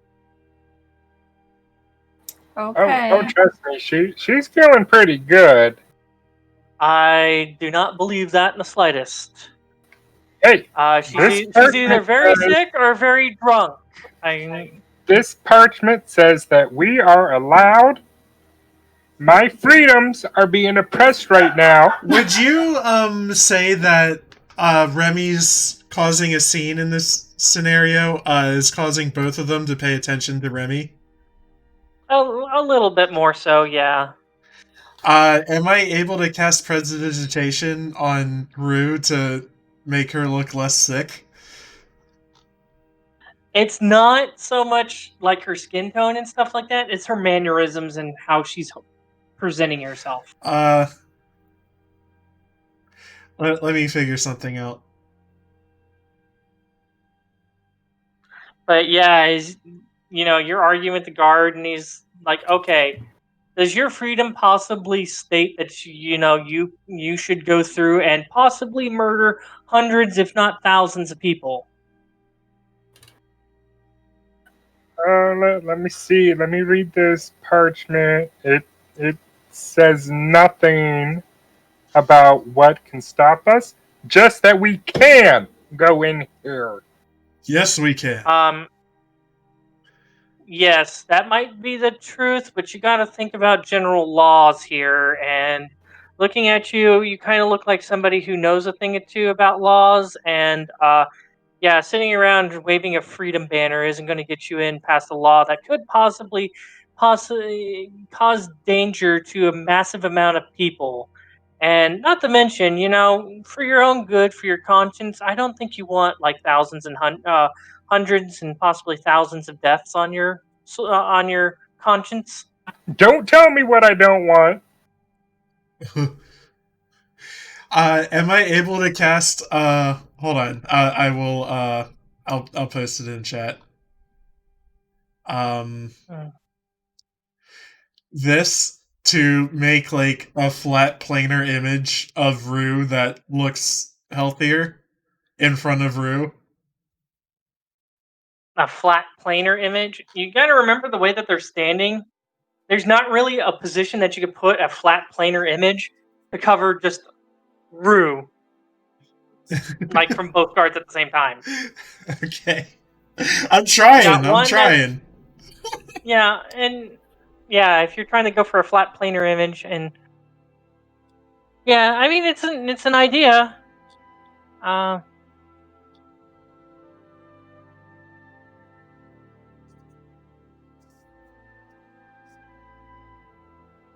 I mean flat planar image. Looking at the situation, even in your somewhat inebriated state, you're like, yeah, one of the other guards would see it. Okay, I don't do And it. he's like, sir, even though that you have that rite of passage, if you continue this, I'm gonna have to call the other guards here, and they're gonna have to haul you away. All right, Remy, let's go. Let's. I smell some freedom over this way. Okay, I'm gonna start walking away, but I'm gonna say under my breath, "Oh, I'd like to see him try to take me away again. Just trying to stop my freedom. Guards don't know what they're doing. We're fine going into that dungeon. We know what we're doing. They don't know what they're doing. This thing All right, says like Dwarven a Doomhauer, let's go. Let's go. grumble, grumble, grumble."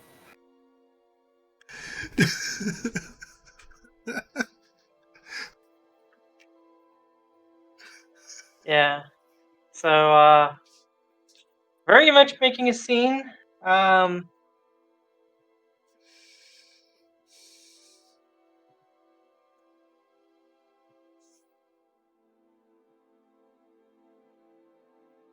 Okay, so yeah, what are you guys doing? I mean, without somebody, I mean, I would say probably would not work for Roux rolling her own medicine check to see how long she's going to be drunk. But without somebody rolling a medicine check on her, there's no actual way to be able to tell about how much longer she's going to be All right, pretty inebriated. Listen, Dr. Ryan, PhD, is going to, I don't know, check her pulse or something.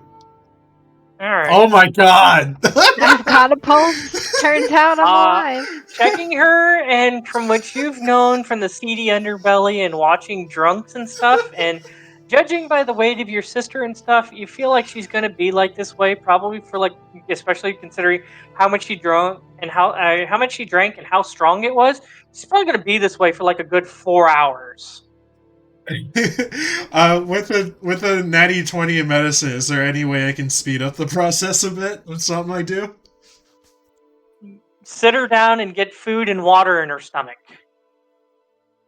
Oh, I know just the guy. Let's go to Carvold. Carvold? Okay.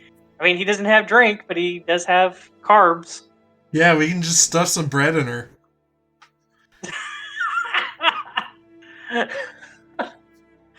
Okay, so is that what you guys are doing? Going to go over the Carvols? Yeah.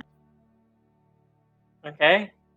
So, going to head over the Carvols then. I would say it probably takes you an hour because actually, a little bit less. We have to carry this dead body around.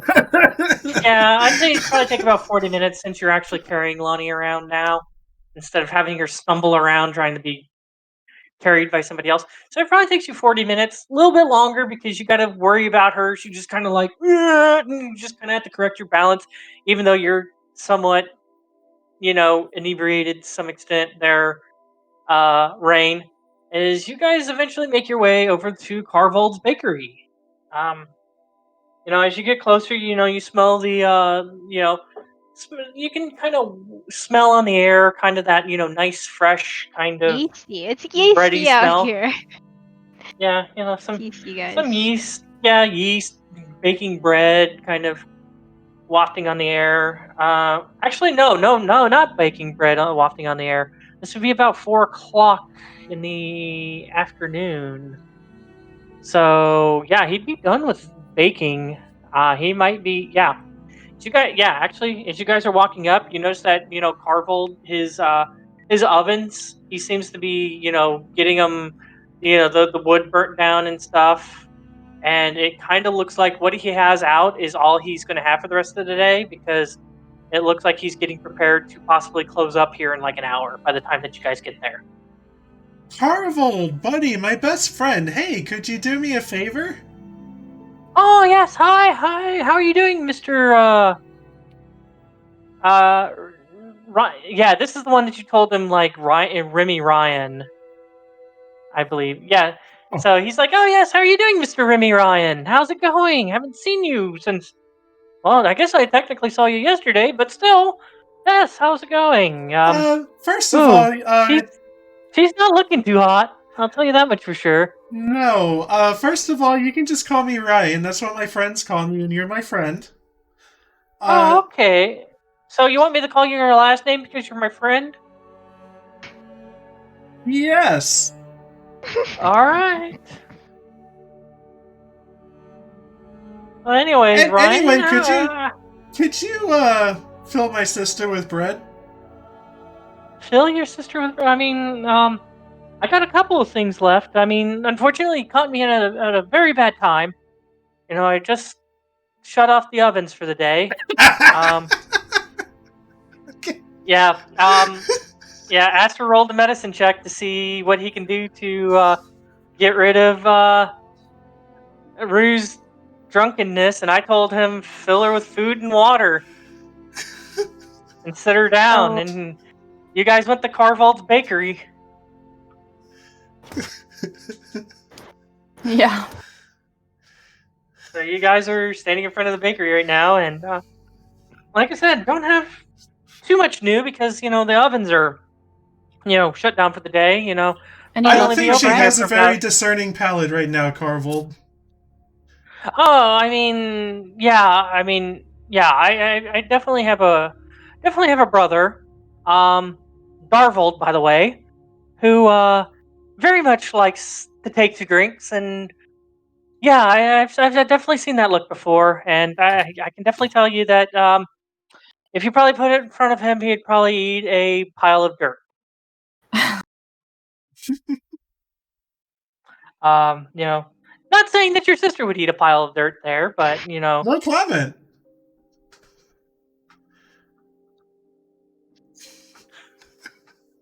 Anywho, yeah, I mean, I have a few things. He has a couple of loaves. Some of them seem a little bit like, it seems like he doesn't have. Seems like earlier in the morning he probably got rid of his day olds that he would have had the day before, Mm-hmm.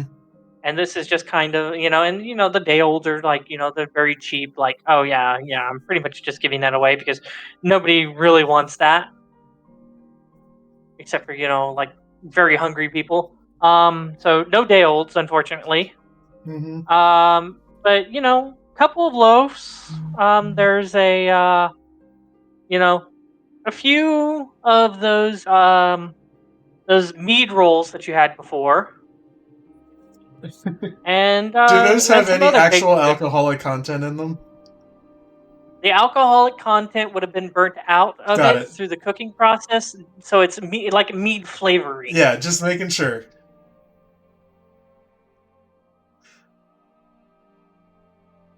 And some other, like not like a huge variety, but a couple pastries and I want a pastry. Not till you eat all your loaves, Roux. not until you eat all your what? Loaves. Loaves. Oh God. So like I said, I got a little bit. So what can I get you? I heard pastries. Pastries. Let's start her off with something more hearty than just a pastry. How about a nice roll or slice us off some good bread loaf? Well, I mean, I can slice you, or you guys have been some good customers. I can sell you the whole loaf if you would much rather have the whole loaf. Oh man, just take the whole loaf. At this wait, point, I would like to make a sleight of hand check in my sister's pockets for her gold stash. For Roux? Yeah. It's not that hard. She's not paying attention. She heard pastries. She's like, pastries! All right, Yeah. I pull Kinda out just her stick wallet. back there and yeah, you Man, basically you pull could her have out of her wallet asked. I without would any have problem. given it to you. Yeah. I put down, It's I don't know, 2 gold coins and just be like, what can I get her for this? whew. With what I have, just about anything you really want. Well, All of it. you heard me before. Fill this woman with bread. Okay, and he hears that. Are you looking for a lighter or like a more heartier bread? What acts as a better sponge, you think? I would say definitely your thicker, heavier breads would be better for that because it's just got a lot of oomph to suck up all that liquid. I really like this bread here. It's great if you want to sop up soups and stuff and eat with it. It's very good. It's a darker loaf. That sounds perfect. Okay, he has about 2 of those darker loaves. I start just like tearing off pieces of this loaf and just like cramming it in Lani's mouth. Okay, it is very it is it has some girth. Yeah, not girth. It has some nice like strength to it. It's girthy. Oh no! It doesn't it doesn't tear super easily. You want me to roll a bread ripping strength check? No, you can rip it. I'm just telling you, like as opposed to like a white bread that you Okay. like and just kind of tears. This is a lot hardier. I'm over here all like, is that a challenge, Hesper?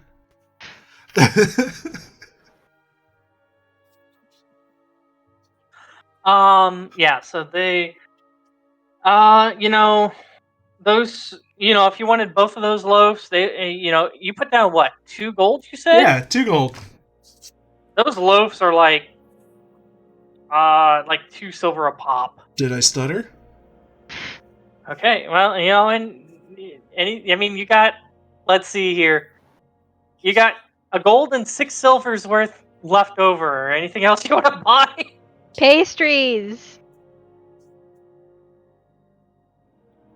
Yeah, might as well queue up a pastry. Okay. Oh, what kind of pastries do you like? Do you like really sweet? Do you like more the savory? I like donuts. Donuts. I don't have any donuts. Would you say you not really. donut have them? Not much. And you can tell there's like no place in here to like kind of like fry a donut in here. Not with that attitude, Hesper. He doesn't have a fryer. So. Because he's not a fryer. Sorry. Maybe he doesn't have a fryer. Probably maybe because he's not religious enough. Who knows? Anyways. But you notice like they're like let's see here. I'd say there's things like bear claws, like muffins, that kind of stuff. I want a muffin. Oh, I'm gonna go get some muffins in real life. I'll be right back. I had a muffin before we started. Yeah, let's see here. Some more kind of like log-shaped pastries. Some that are more like coin shaped with like a custard or a filling in the middle. Look to be kind of like fruit, possibly. Yeah, just all sorts. So, anyways, I heard muffins. So, are you looking for very sweet or very savory? I think Lani just fucking left. Yeah, she said. Well, She's drunk. You're making the choice, Aster. What's she getting? Sweet or savory? One of each. One of each. Okay. So he gets you like a honey. Yeah, he gets you a muffin that's made with apple and honey. Okay. And it like has like a honey glaze on top of it, and it like has bits of apples in it. And the other one, yeah, let's go with like it's kind of like a cinnamon. So it has like cinnamon and like dried fruits in it. Okay.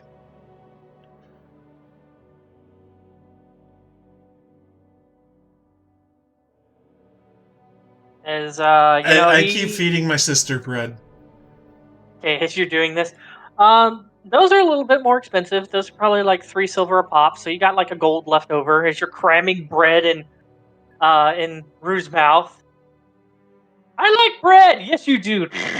Just cram it in your mouth. Anything else you're looking to buy, or are you just kind of like leaving that other gold as a tip? Any of you guys want anything?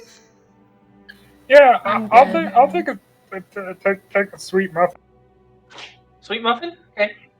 He hands you, one of those muffins, very much the same as what Roux got. It has like apple in it, and it's glazed with a sweet honey glaze on top. Num num num num. Okay.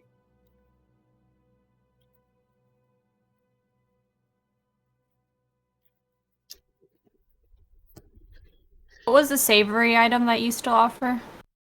It's like it has like as savory as like a pastry can be.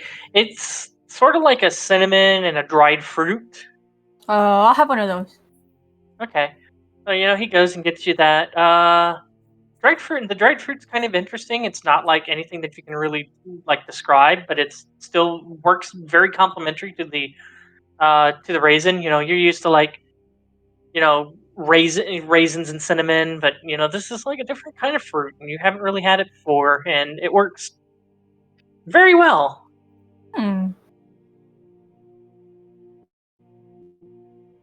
Tasty.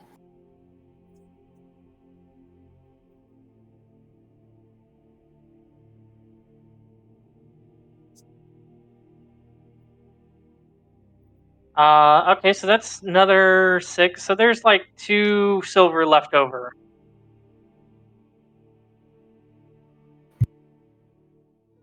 And kind of at this point, with you guys going through and stuff like that, and like I said, he's very much running out of, what he has left over. How about we package up something nice for the boy running Hearthfire?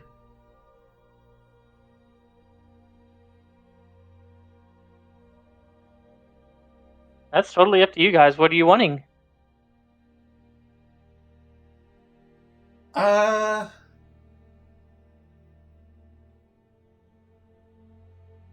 What's good for 2 silver? I don't I don't know. Probably like a loaf of bread, maybe some of like those disc-shaped pastries. Okay. With like the fruit spread inside. Like a Danish? Yeah. There's yeah, let's just call them cookies. I'm sure they got some kind of cookies or something like that. He's made cookies before or something like that.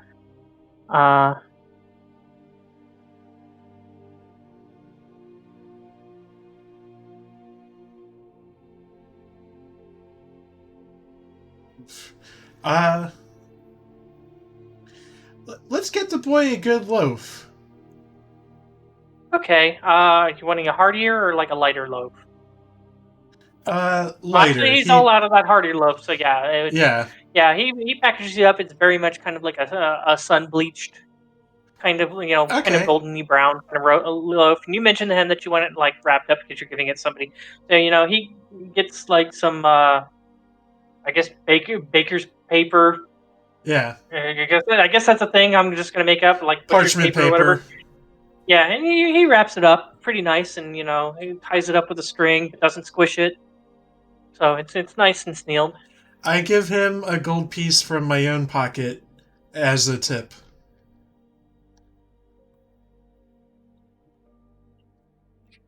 Okay. Yeah. Thank you for doing us this kindness. I know it was sudden and maybe it put you out a little bit. But thank you. Thank you for looking after my sister here. I'm sure she'll be fine in your care. Okay, yeah. He's like, it's a pleasure doing business. I mean, it's always good when I don't have as much left over for the next day. And I would like to go over to Hearthfire, which I assume is like across the street or something. Okay. Before you do that, Roux, in the back of your head, you're just kind of like, it's like brother's like not paying attention, cramming bread in your mouth. All of a sudden, you guys, uh, Raine, Remy, Ryan, you hear it. You just kind of hear like a. You just hear this loud thud, and Roux, your head bends forward, and you just kind of back, and the back of your head takes you a while, but all of a sudden it starts hurting for some odd reason. Oh, guys, my neck hurts. Hello? Not your neck, at the back of your head. My head hurts. Oh, well, it's me, your doctor. It sounds like we'll have to amputate. Oh, no. Will it hurt? For a little bit.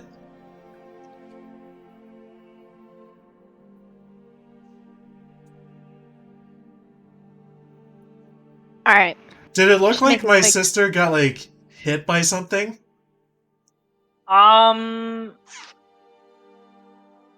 It's not really enough to draw blood, so no, you don't see any blood around her on her head. Just looking at her. Though, if you want to look around, roll me an investigation check. Oh, okay, I'm good at this.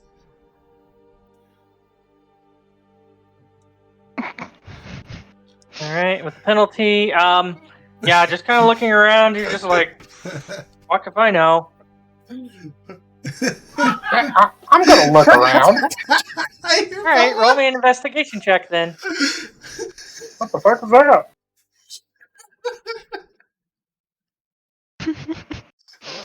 I need to stop I forgot to opening take my off damn damage. mouth. It's not an advantage. Okay, 15. Let's see here. You look around, and eventually you find, kind of off-placed a little bit, sunken down in the snow as you pick it up. It looks like a rock. That looks like it's just recently made impact into the snow behind you guys.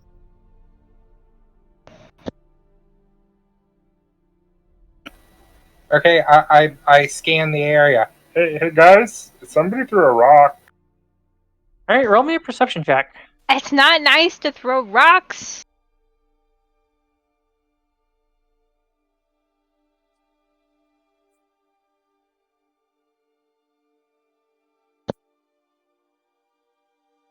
A rock, you said? You sure it was a rock, Remy? All right. I threw the rock. Who around here threw a rock at my sister? I will make you pay. Yeah, we don't throw rocks. If you want to say something, just say something to us. Yeah, you look around, and looking around, you're just like, fuck, I don't know. You don't see anybody. Guys, I don't know. You don't really see too many people in the streets, and those who are like walking by just kind of give you a glance like, what is this crazy foreigner yelling about, and just kind of go back to their business. Carvald's just kind of like, whoa, what's going on? He's very much not knowing what you guys are yelling about, and then all of a sudden hearing like Ryan threatening to kill people. This is like a side that he's never seen before, and he's just kind of like, whoa. He's, he's kind of scared of Ryan at this point.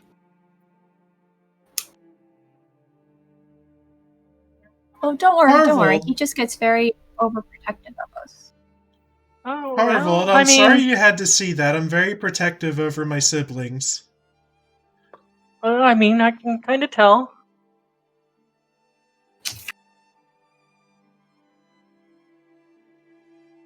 Is there a serial rock thrower in this town that we need to know about? He's just kind of sitting here and he's like, kids? Just kind of shrugs, like he doesn't know.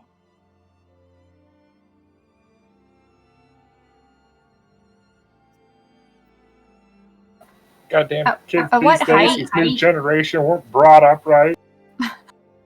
From what height was the rock thrown? Could we tell, or that's part of the perception? I couldn't really tell. Okay. So,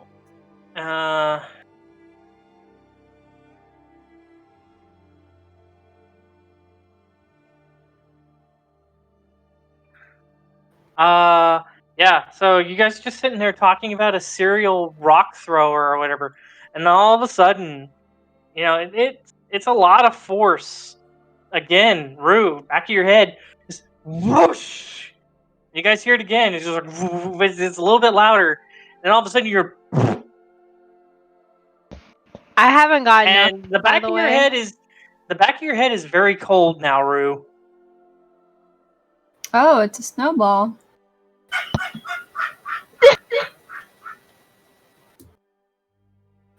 Alright, I think we can kind of start to pinpoint a direction where this came Can from. we hear any The evil projection. cackling from any The direction? projection. Yeah. Can you hear any cackling? No, not that you. Not well. I mean, roll a perception check, and since you're the one who asked it, Lani, roll it at disadvantage. No. Yeah, but the minus, you're just like my head's cold. Bubba, there's My something head's wrong with cold. you. Bubba, if you want to play Dungeons and Dragons with us, you don't have to be petty about it. Hey, y'all got drunk, okay? We thought you'd come into the bar. I'm sorry.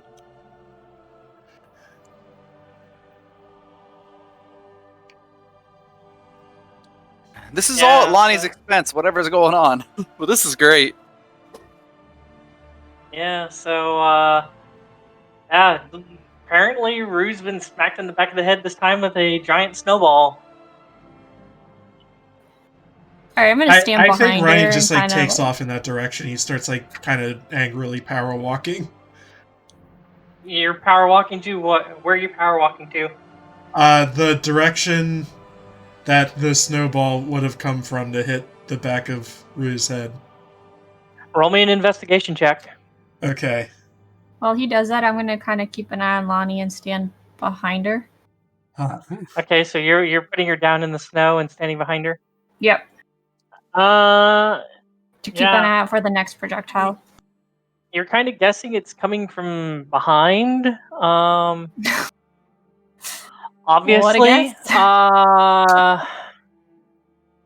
not quite sure if it's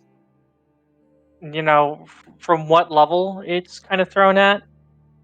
Using your all your brain power from your somewhat drunken state. You just kind of like it's coming from behind her. I know that much for sure. Mm-hmm. Yeah, I had You kind of power walk vaguely that direction. Yeah. Yeah, so you're standing there and you're kind of like staring at like some buildings.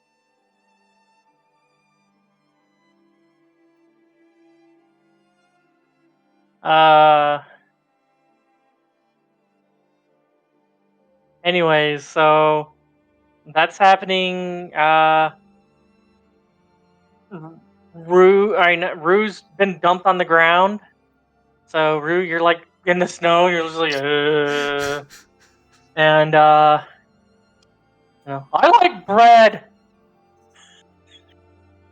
She does. Raine, I guess, did you drop her and turn around, or did you kind of just drop her and are you still looking at her? I mean, how are you doing that? I gently And what's dropped Remy her doing? and turned around. Just throw me Okay. down into the snow. I gently It's did fine. it. It's fine. Your own fault for being drunk. What are you doing, Feugy? I am just scanning where the, in the back there. I'm just standing there scanning the air. See if I Okay, can see roll me- anything moving. Roll me a perception check.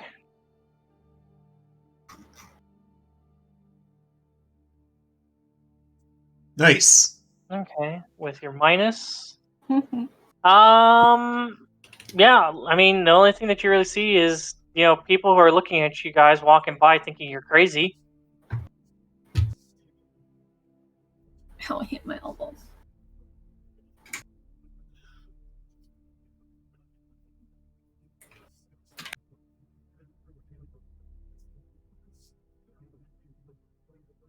I want to be on the lookout to like intercept the next projectile. Yeah. Come out. We don't have all day. Let's settle this like men.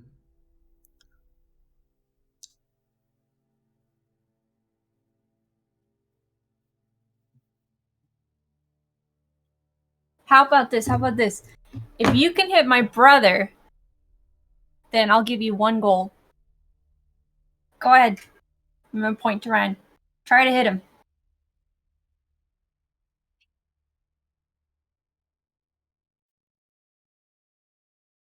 I want a gold. Sit down and be quiet.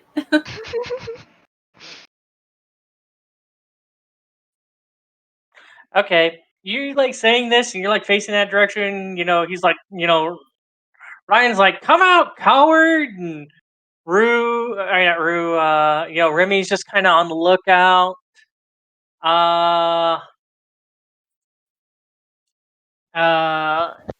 The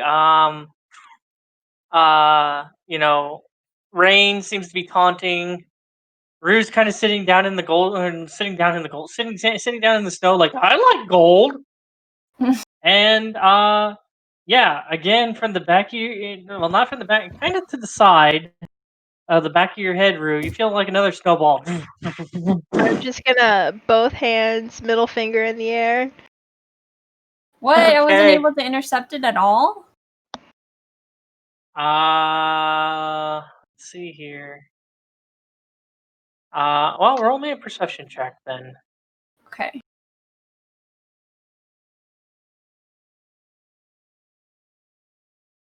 And I take it because I moved away, like I don't even have a chance to see this. Yeah, you don't see this.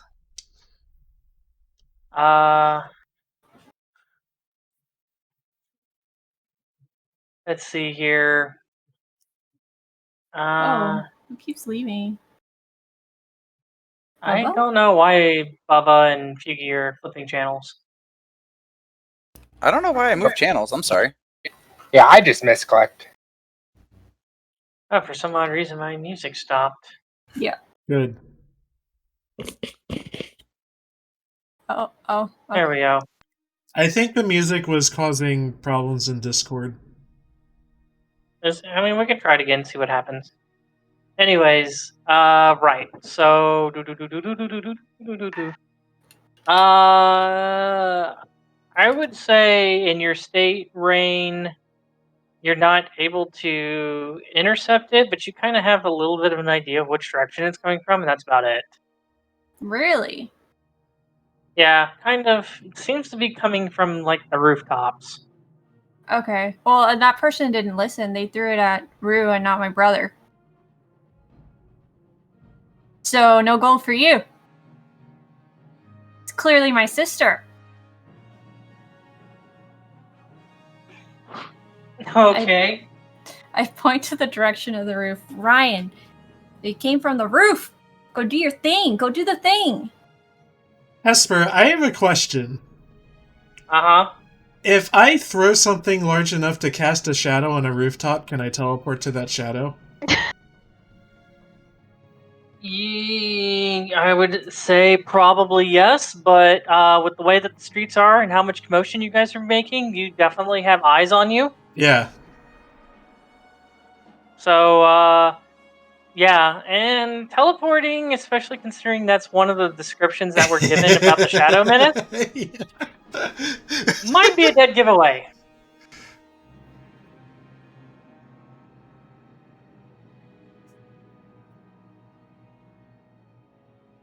Alright, well, we need to move Roux out from away from this location.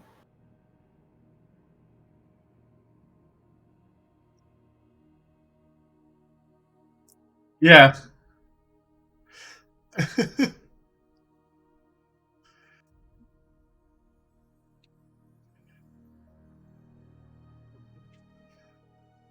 So, what are you guys doing? Other than, I guess, moving Roux. I'm gonna put my cape over Roux's head and piggyback her, give her a piggyback ride again. Okay. So that way she Roux's doesn't like, feel so wet. Yeah. Roux, you're in complete darkness at this point, as you're covered up by a cloak or cape or whatever. Make of that as you will in your drunken state. I'm gonna take a nap. All right. Yeah, Roux, I guess, gets tired from all this, her drunken state, and passes out. Yeah. I guess I'm going to read the room and head back over to the rest of the group. All right. Doesn't seem like at the moment anything else is happening. You don't see any more projectiles being hurled at you guys at this point. And Hesper, I just noticed something looking at my spell list. For my second level spells, it says I have 0 total slots. Because the second level spells are your monk things that you can do, remember? Okay, got it. Yeah, they're just spell-like effects, so when Right, you because do most them... of them use key, yeah. Yeah. Okay. Got it. Because I think outside of that, you don't have any other second level things. It's all from your monk. That makes sense.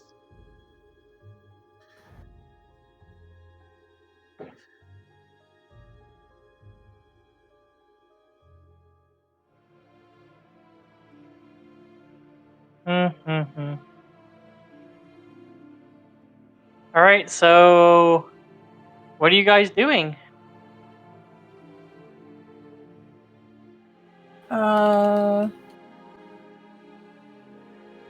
I'm still just keeping an eye out, see if I can see any movement.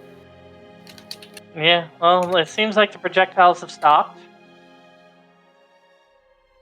I think we need to move Roux somewhere safer so she can sober up. And we don't have more people watching us. All right, so where are you guys going?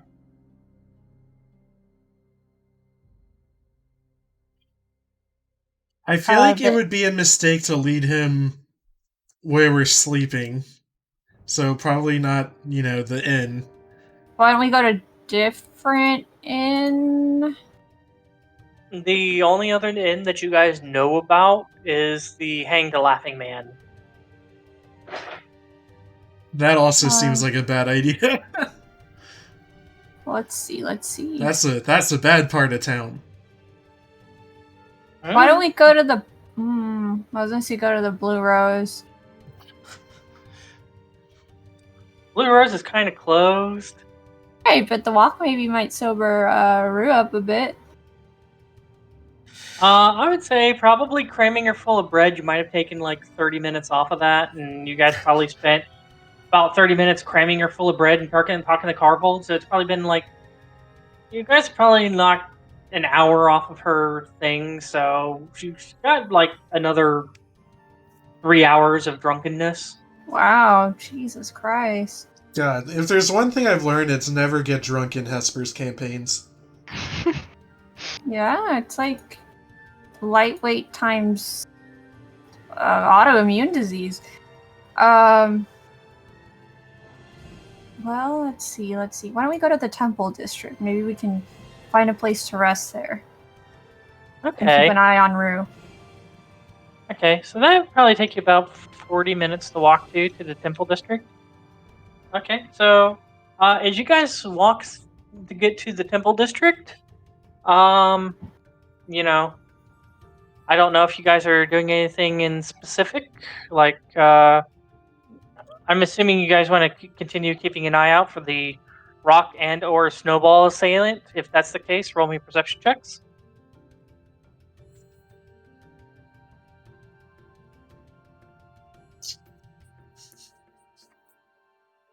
Okay.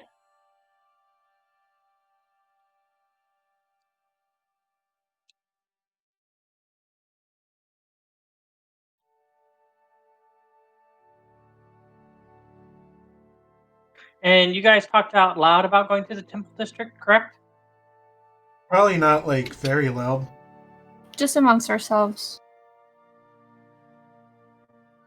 We whispered to each other in a huddle. We whisper to each other in the language that only we know. There we go. Oh, okay. Okay. I forgot about that. Yeah. Good idea.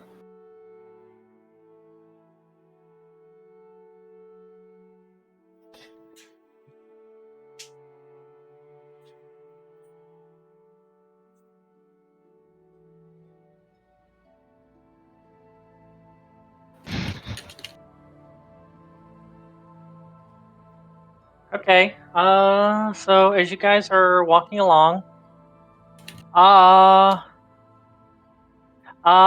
you guys are making your way to the temple district.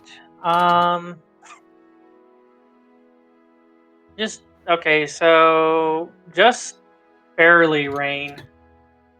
You seem to have a weird feeling that you might be being followed, Okay. and it's just very slight. Nothing seems to be sticking out to you at this point. Okay. So in a way, it's kind of confirming that whoever this person is definitely following us. So I kind of... Quite possibly. Okay. I mean, I think at this we know that without seeing. Well, you never know. Could have been some random kid up at the roof who hates you guys and threw rocks at you. I'd want to hire this kid if he can climb up the roof. Anyways, My so you God, guys can make we your way. please move this plot point forward? I'm so tired of this. So you guys eventually make your way over to the temple district. With the perception checks that are rolled here, it's very easy to see. Like for example, on the billboards, as you guys come up to this area, you notice that on the billboards here, things have been written like the gods have abandoned us, and we are forsaken. On top of all the papers with like paint and stuff. Mhm. Yeah.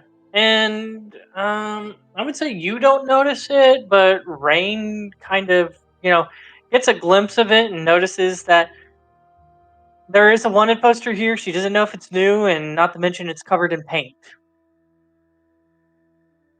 Oh. So, well, like I said, because these people seem to be painting on here like the gods have forsaken us, and the gods have abandoned us, and we are forsaken, and doomsday and all that other shit. Seems like people have gone a little schizo in this area. Okay. And as you guys make your way to the temple district, as you get more closer towards the center of it, you notice that some people seem to be hustling and running towards the center. Like something's going on. Okay. Let's see what the hell's going on. Okay. So as you guys make your way over that way, following the crowd, eventually you come into a You come to one of the temples, and give me a quick second here.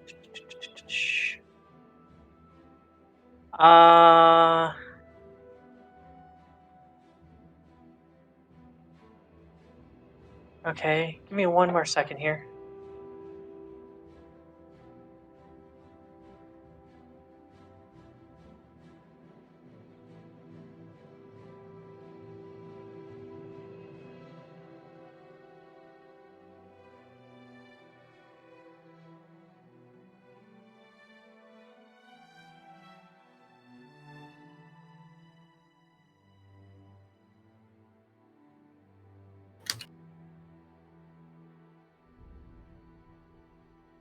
Okay, so as you guys make your way over to this area, you notice in front of one of the temples, and above this temple seems to be like, I guess to the patron deity seems to be their icon, which is a pair of scales, and that seem to be above a hammer. And this temple looks kind of odd. Like, this temple looks more like a courthouse than it does a temple. And at the front of the temple, to both sides, seem to be two massive swords that seem to be framing the sides of this temple. And out in front of this temple, kind of on the steps outside of this temple, seems to be a figure dressed in robes. Uh, in front, doesn't seem like he's associated with the temple though. If anything, the colorization of his robes and stuff leads him to be more along the lines of what the guards have actually been looking in colorization. And as you guys make your way forward, you can kind of hear more about what this guy is saying. And the locals, despite this being a pandemic and stuff, they seem to be pretty clustered together just to hear what this guy has to say.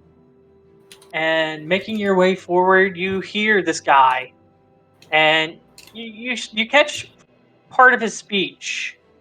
And he goes, "Ah, yes, I, Grand Qua, will deliver us from this evil." And he points over. It seems to be a giant wanted poster of Remy, or not Remy, of Ryan.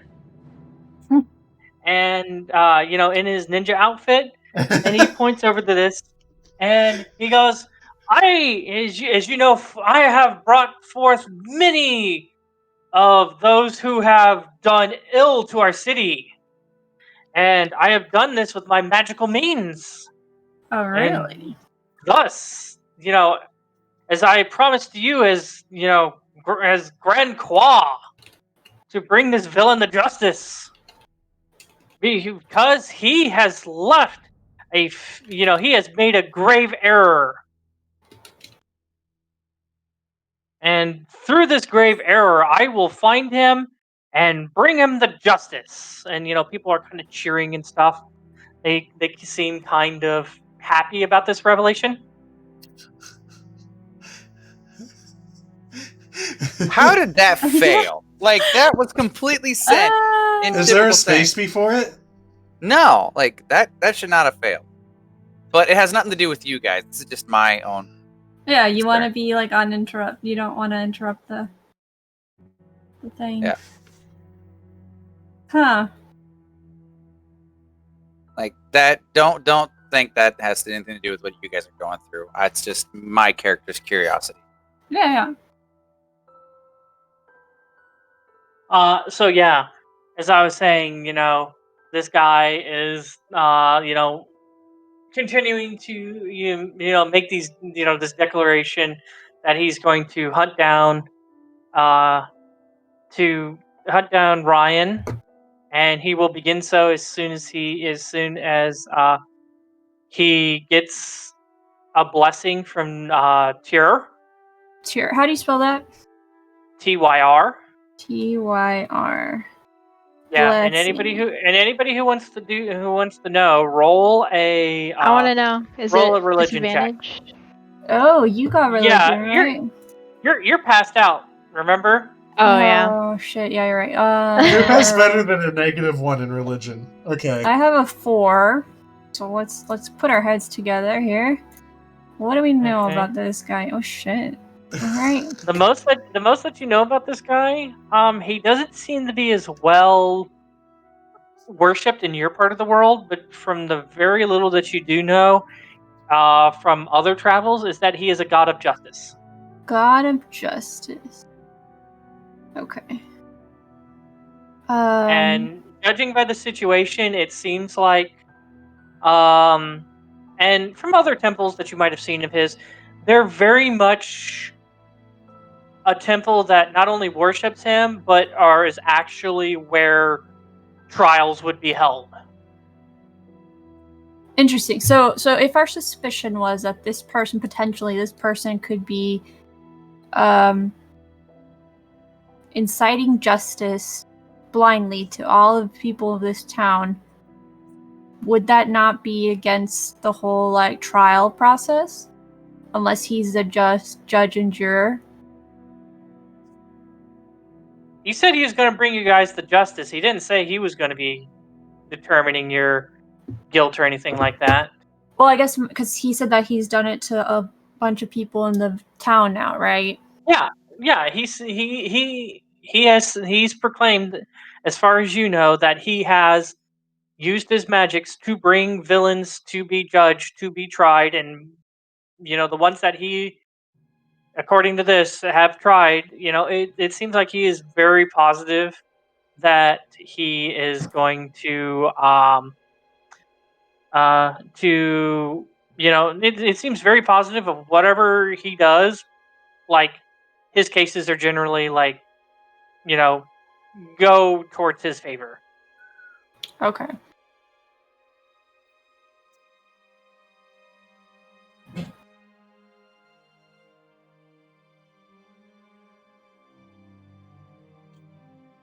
Is he still talking?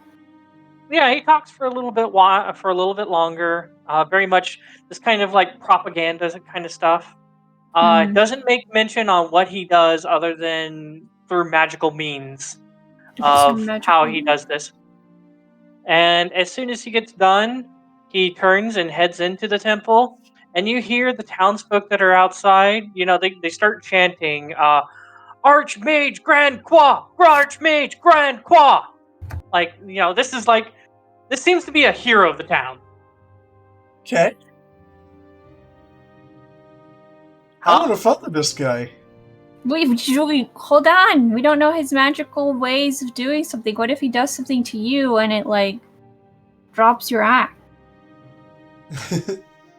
Why don't we ask around first to see if his they disguise witnessed... is physical, so...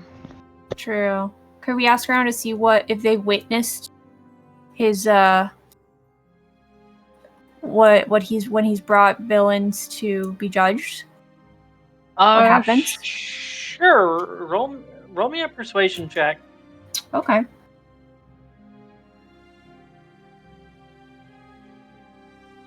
Jesus Christ.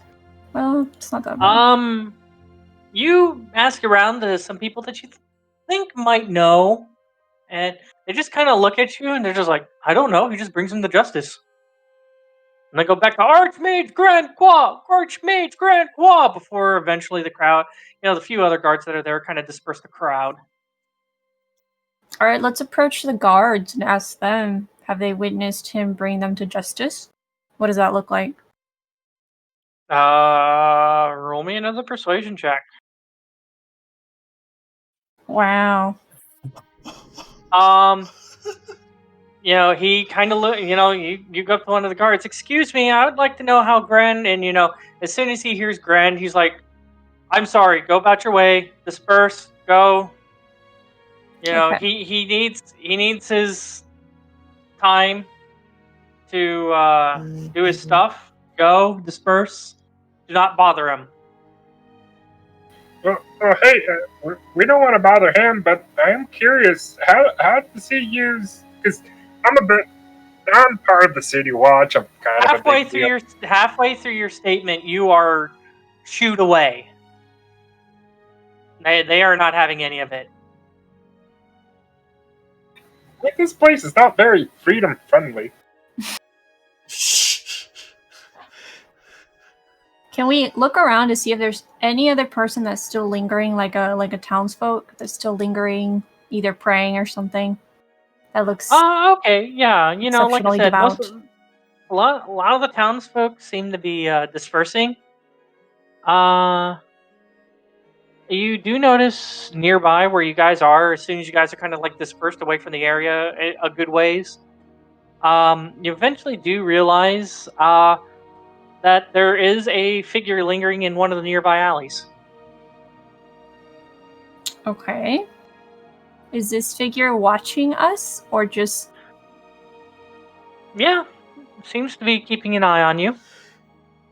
Okay, I'm not a character, but so badly I just want to be like, guards, there's someone in an alleyway. Sick 'em. He's not in the alleyway. He's kind of standing at the corner of the alleyway, Oh, okay, so that's legal then. and he's not looking like he's doing anything suspicious. He's just standing in the alleyway. Okay.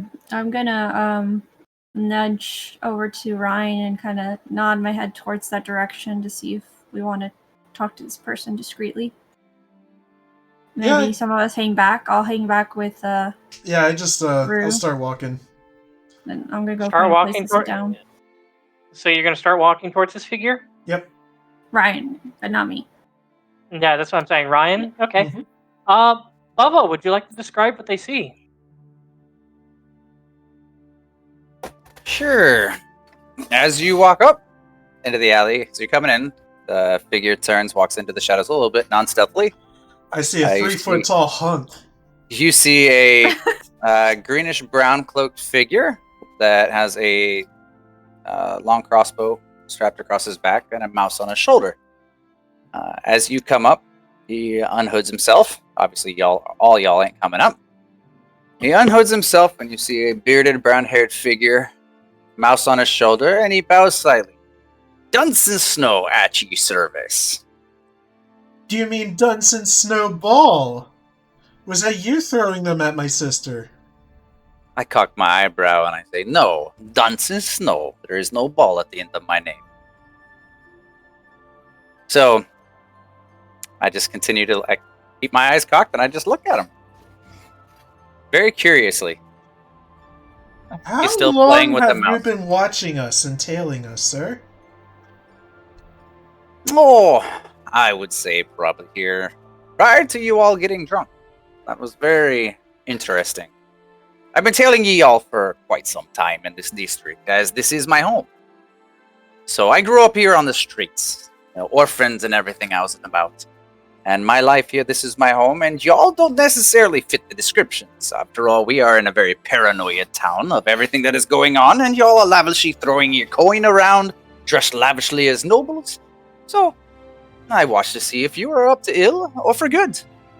We might What are ye lavishly up throw to? our coin around, but you're lavishly throwing snow and rocks around, it seems. Was I?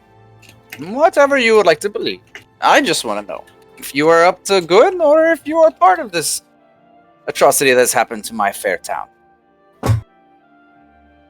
Are you, talking about the plague, or are you talking about what they're talking about?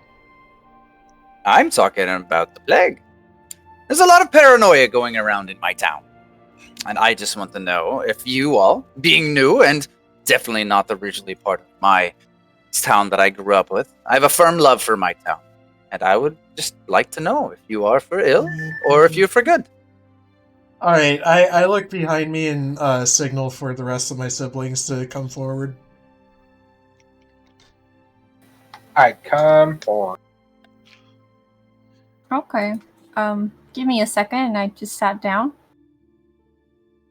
I try to get up and then nudge Raine or Roux a little bit so I can God, put her poor back Roux. on my back. Well, it's not like he doesn't already know about it. Here, let me take her. Okay. And I'll piggyback her. All right. Alright, I help her. Yeah. Due to the height difference, I would say, yeah. Actually, no, you're not that short where her feet would drag on the ground. So yeah, you're fine. Never mind. I was about ready to say, yeah, I think your feet would be dragging on the ground, but I'm like, wait, no, not really. I mean, Oh, and- I think he'd be pretty short. He's half of a dwarf. Yeah. Oh, and speaking of races, my character is full dwarf at a height of 4 foot 5 inches. Oh. So, Yeah, and I kind of imagine, Remy's almost 5 feet. So as they come up, I bow. It's like Dunsen Snow at y'all's service as well.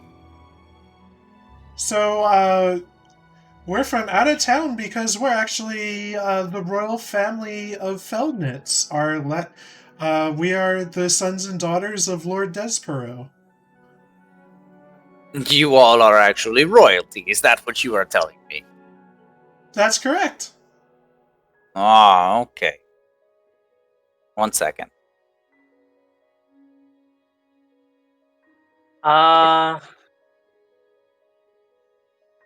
Give me a second here. Okay. Let me guess. Let's First see insight here. check. Yeah. Yeah. I was gonna say you can roll this out. You could have rolled that out in the open, Bubba. Okay, doing an well, insight check that's... Okay. Yeah, I'm just gonna go with what you rolled. He rolled a 24, which is I did actually good. tell the truth. So Okay. You kind of seem like you're guarding certain things, I would say, So as my... the exact kind of nobility and stuff, and we don't how actually you know got that the nobility and information. stuff. Okay, so as I players, we don't know that information. So I cock my head and I look at him. It's like, okay, so you don't seem like a totally lying folk. I believe that you are part of some sort of royal nobility that you believe, but it's okay. And don't have to tell me the full truth. As one of the things I pride myself in is I can tell when somebody is bullshitting, but you're not bullshitting completely. So okay, we all have things and strangers amongst us that we will not tell the total truths of what is going on. So what is your purpose? You get rich and you come into a poverty-stricken town with sickness all over? Why? That's me. You see, I'm a one-man economy. No, just kidding. We are here on our father's wishes to figure out a trade problem. And in doing so, we got caught up in this whole plague business. And I suppose we're here to try to stop it so we can resume trade with your wonderful city. Alright, so you're saying you do not in any way, shape, or form have any ill wish toward my city and have no aspects of... You talk about trade. You're not trying to cripple our city to benefit trade in your royal noble family? No. We want all towns to be happy. Happy, healthy towns means more money all around. Well, I must admit, from what I've been told, people that have said, you do not fit the description. After all, you did notice that I was telling you earlier, and you all split off. I expected you all to try to trap, but instead y'all turned around and got drunk at a bar. Shit-faced drunk, might I say. So I was not expecting this, so I decided I want to see for myself. And if you are what you are, then you would have no issues with me continuing to tell you in the open if you have nothing to hide. Would that be so? Well, first of all, as a rather handsome, prince, essentially, I'm used to fame and the negative things that come with that. I'm used to stalkers, and I'm pretty good about just living my life in spite of that. So that's exactly what I did. I cock my head to him, and it's like, forgive me, Prince, but there will be no ass kissing on my end. I am a very blunt and honest person. As an independent ranger, I prefer nature over people. So I don't care where you came from. I don't care what you think you are or what your group is for. I grew up with nothing, and I have made myself where I am. The only thing I care about is my city and my people. Your background means nothing to me. If you are up to no ill, I will follow you, and I will not harass you. I will be with you and join you if you are indeed wanting to help out my city. I do have one question, though. I noticed you were talking to that, priest of some sort. Did, before you caused your scene, your other dwarven barbarian friend got shooed away. Did that guy by chance touch you? Any of you? Thing about you start cutting out. Did that priest, did he by chance from the temple, did he touch anything at any point in time? Or was that first time you've seen him? Did he ever touch anything about you? That's the first time we've seen him, I think. You're asking if he touched us? Yes, I want to know. No. In actuality, we have questions about him. If you know about him, what his justice looks like. I know very little, but he does. He is tasked with hunting people down, and he is very good at this. His methods are his own and not the few. But I do want to know why your princely king in your presence is on that poster for. What have you done that would cause you to actually be on there so much? Ryan smiles at him. So I see you've seen through the whole thing. I was caught loitering. Loitering? Yeah, it's very anticlimactic. There's not really a whole lot to elaborate on. They saw me in the dark after curfew, and I fled. Okay, Hesper, and you know. Unfortunately, they saw my face and body, and I had to come up with something. Hesper, you know why I'm doing this, so. Mm-hmm.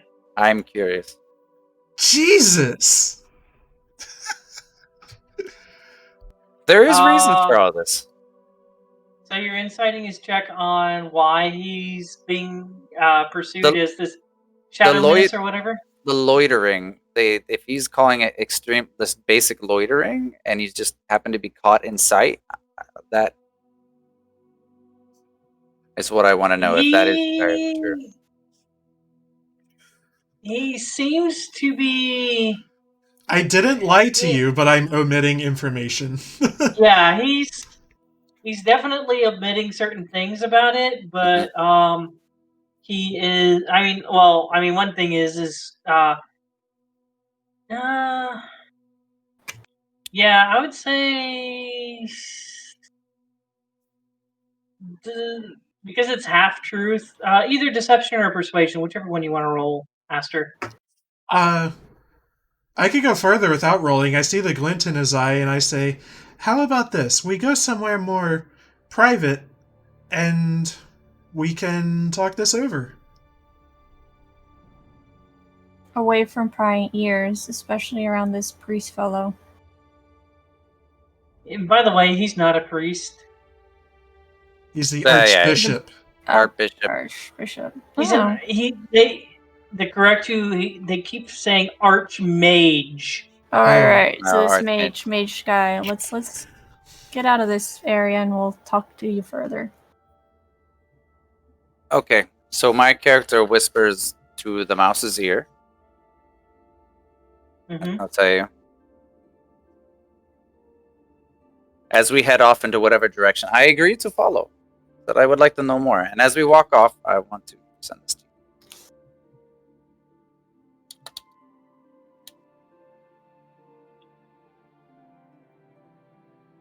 What would be a good place to talk? Do you have a residence here? I do not have residence necessarily. I do, but as I said, I grew up on the street. I was an independent ranger. Do you have a safe house? Outside of the city, yes. Outside of you, I stay in the inns. As I said, I am a ranger. My duties lie on the outside safety. So kind of a for hire, if you want to say that. But because of all this pandemic, they are worried about it going to the outer walls and beyond. So they called us back for safety. And so when I came back in here, I have nothing better to do. Said I prefer the wilderness to this. So I grew up here, so I've heard many things going around town about siblings that look similar and lavishly dressed people slinging the money around. You are not too hard to find. So here I am. Now, what inn do you stay at? I'm just curious. Oh, I go around town. I don't like to stay one place. I've gone to the Hangman. I go to the Siren Song Tavern. If we are near here, I would have to say Snow Tier Inn. It's fairly safe. Do you want to go there and talk and drink more? All right, we can do that. We have a room there. You're probably already aware of that. Possibly. Okay, so you guys are heading back to the snow tier then? Yeah. Okay. As you guys start heading off in certain directions, you actually hear Dunsen kind of go like, no, this way. And he kind of leads you guys. And instead of taking probably I'd say that's probably about a 20-minute walk. Or no, more like 10-minute walk from the Temple District to the Snow Tier Inn. It takes you guys like 5 minutes. Oh. I didn't even know there was a shortcut. Most do not.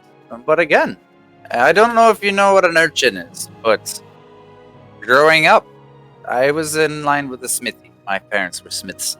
And unfortunately, my parents passed away at a young age, so I was thrown on the streets as an orphan.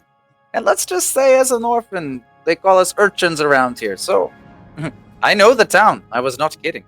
So you all may know the normal roads, but I can get anywhere in half the time. Okay, then. Duly noted. Yeah, so as long as you have Dunsen with you guys have the travel time. Cool. But you're making quite a sale for yourself here. I make no sales. I'm just honest. And so one thing you'll never have to worry about anything, and that's why, people like to talk to me. Because I call people out on their bullshit, and I don't speak bullshit myself.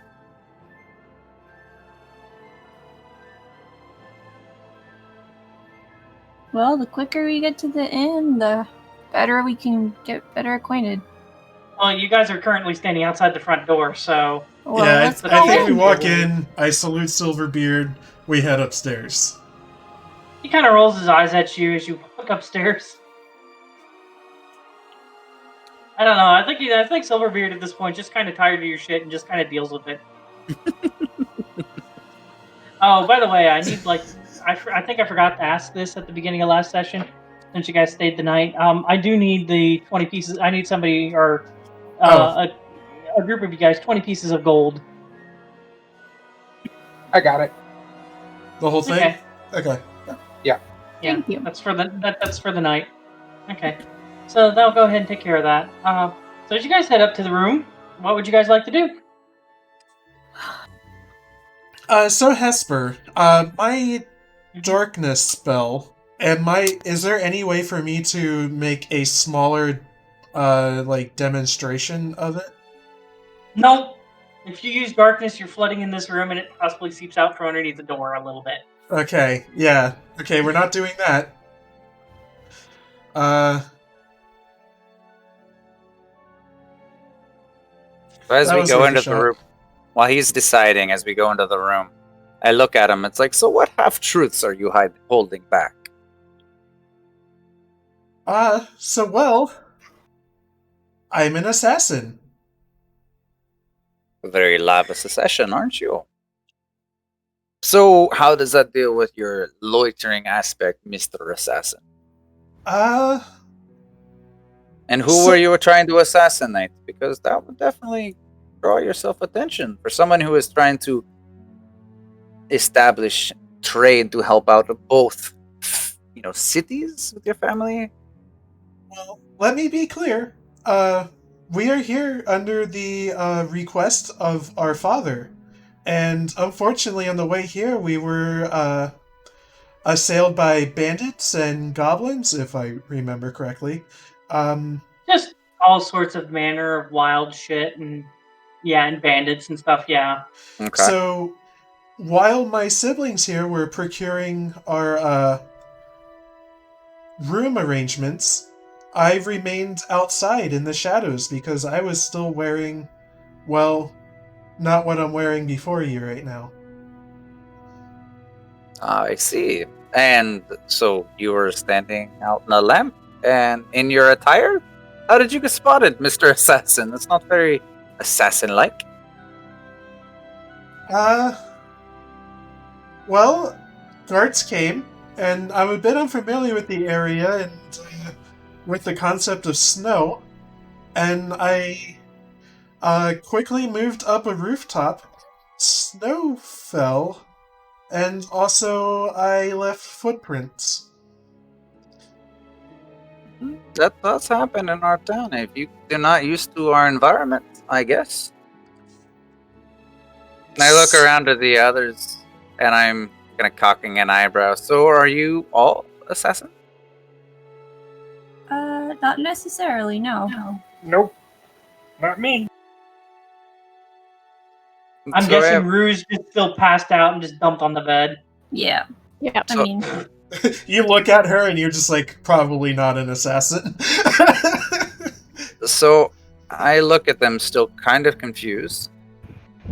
I look at them, it's like, okay, so you're a family of one assassin at least, and kind of not entirely assassins.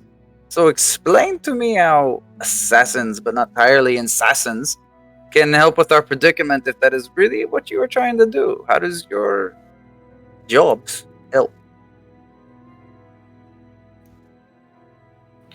so we each have different skill sets and manners of which we acquire information.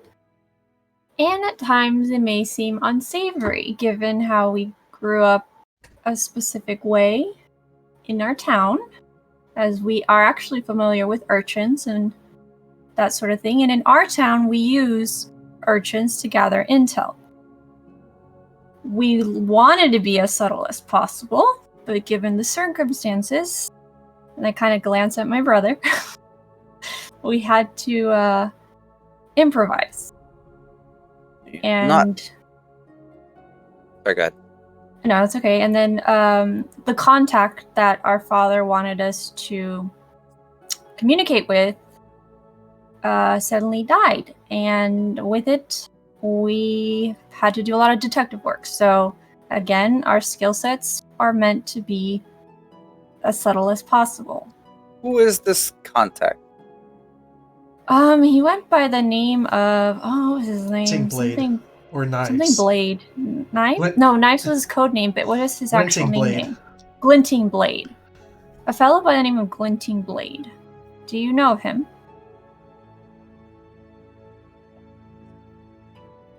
Roll me. Roll me an intelligence check, Bubba.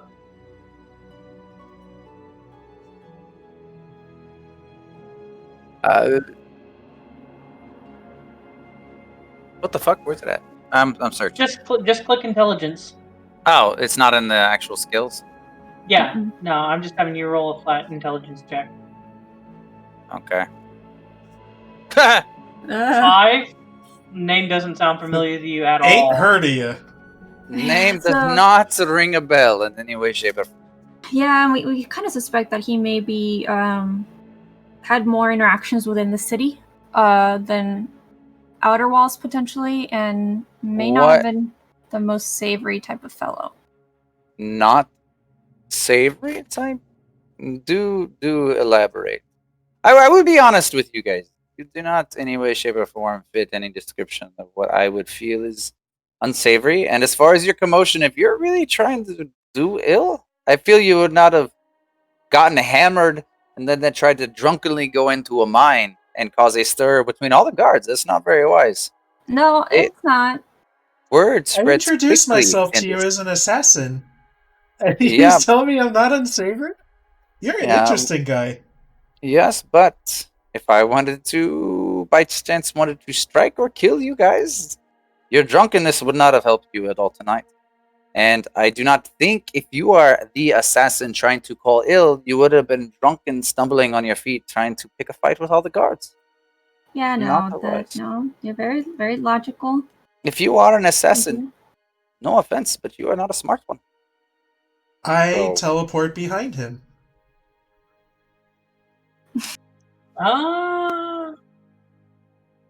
Yeah, I would say maybe one of the corners is dark enough, and you can't. I'm assuming you guys are kind of standing in the middle of the room. The middle of the room isn't dark enough to allow that. Sure. So yeah. What if Do I I- stand in front of the fireplace and kind of give him a little bit of shade? And I don't do it. I don't do it like intentionally, but he takes advantage of me kind of fidgeting. Yeah, I would allow it if you did that. Okay. Hell yeah. So Got you, if bro. he does that, how quickly do I notice that he teleported? It's pretty instantaneous. If he's Okay. standing in front of you, he just teleports. It's just like fuck. So I look at him, slightly impressed. However, I do look at him and I say, skills are one thing, intelligence is a complete another. I said, you may have the skills of an assassin, but what you guys handled yourself through the entirety of me tailing you speaks another thing. But I do not feel you are ill. You have Hesper, your skills. did you tell I have Bubba my character's stupid?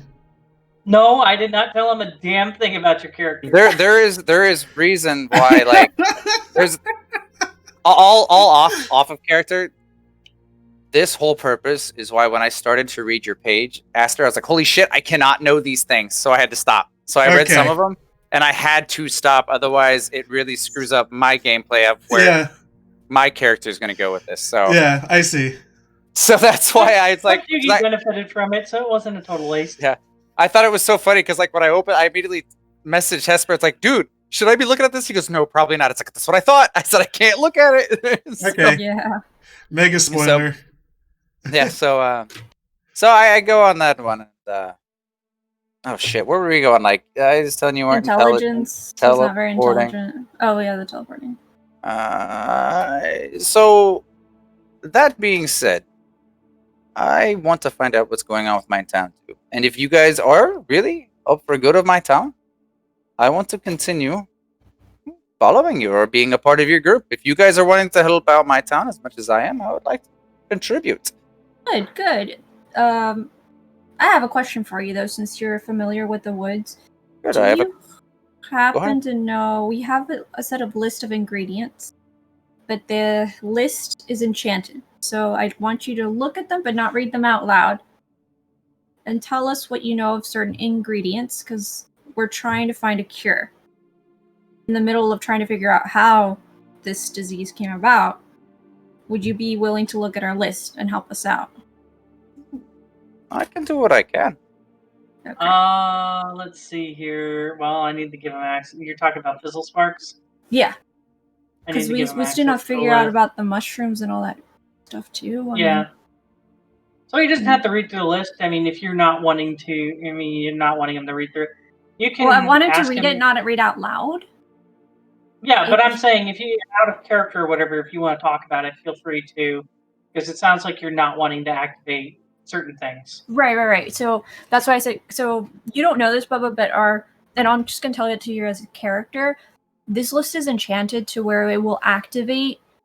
It's not the list that's enchanted. Oh, the bracelet. The bracelet's enchanted. My brother here, Ryan, has a bracelet on his wrist that will light up if you read this list out loud. And we are worried that if potentially whatever happens, if this list is read out loud one too many times, something may happen to him. So if you could just glance at the list and then give us some details about what you may or may not know about certain ingredients on the list. We were in the process of trying to figure out a specific type of salt, and we were going to look through some containers over by the port district when we got sidetracked. So part of our mission is trying to figure out ingredients for the cure as well. Okay. So, if since you're offering your help, we could really use your insight as to your knowledge about even the outskirts of Dunreen in the wilderness.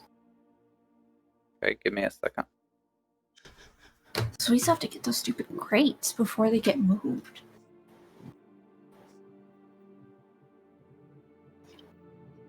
Then I have one question after this as well for you guys. Mm-hmm. And what time is it, by the way? I know we've been moving around a lot, and then Roux is it's about- fenced out. It was about 4 there. It took you guys probably about yeah, it's probably with the talks and stuff, probably about 5:15 And Roux ish. still pretty bad. Yeah, Roux got probably like another hour and a half of drunk. Okay, Hey. so go ahead. Hey, Hesper, is this a nature check or what do you want me to do? Well, I mean, I didn't know if Cados was reading, No, telling she's handing me the list and told me not to read it aloud.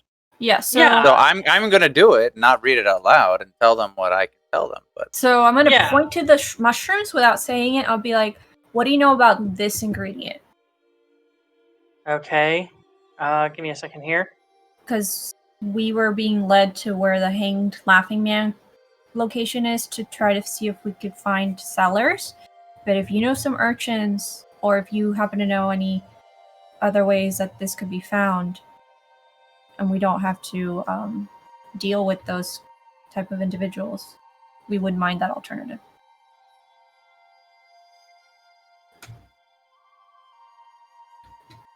And then just to try to be productive, I know you were kind of being silly. So what is the so looking at the list? You said mushrooms are on the list. Yeah. So the top, Yes. top list. So these are actually illegal in the hands of our public. They're very easy. Due to how easy these they can be turned into a drug known as stardust powder and highly addictive. They also, they have medicinal applications. One must get you have to get special permission to use these. Right. And the only knowledge that I know of these, those who hunt these are known as cap runners, and they have their own lingo. Do you know where we could find some of these cap runners? Because we need it in the raw form. We don't want it. Hesper, did you see my message? Yeah, I saw your message. So, would that be what I'm thinking? Are you all looking to buy? Well, we need it for the ingredients to the cure. Okay, It's not for us, it's for the townsfolk. Okay, what other ingredients? What are the other ingredients on there, Hesper? Because I need to know what the other ones are. I don't have a list or anything. Oh, you don't have a list with you? Okay, so the other one is I'm going to point to the spring water and not say the whole list, but just be like, there's apparently an underground a spring of water that has very pure water that we would need in the mines. Yes, and that was what we were trying to get to earlier when we got a little sidetracked and, well, a little discouraged. So we wanted to unwind a little bit. I would say for you, Dunsen, you've heard of the water? Yeah, that's what I was saying. I know the mines, but I don't know nothing else about that. Yeah, you don't know if it was like the layout or anything of inside the mines. You just know it comes from the mines. Okay. That's like, and the next, I need to know next. The next one is some spider silk from the spiders nearby. We need the raw silk, not the produced thread.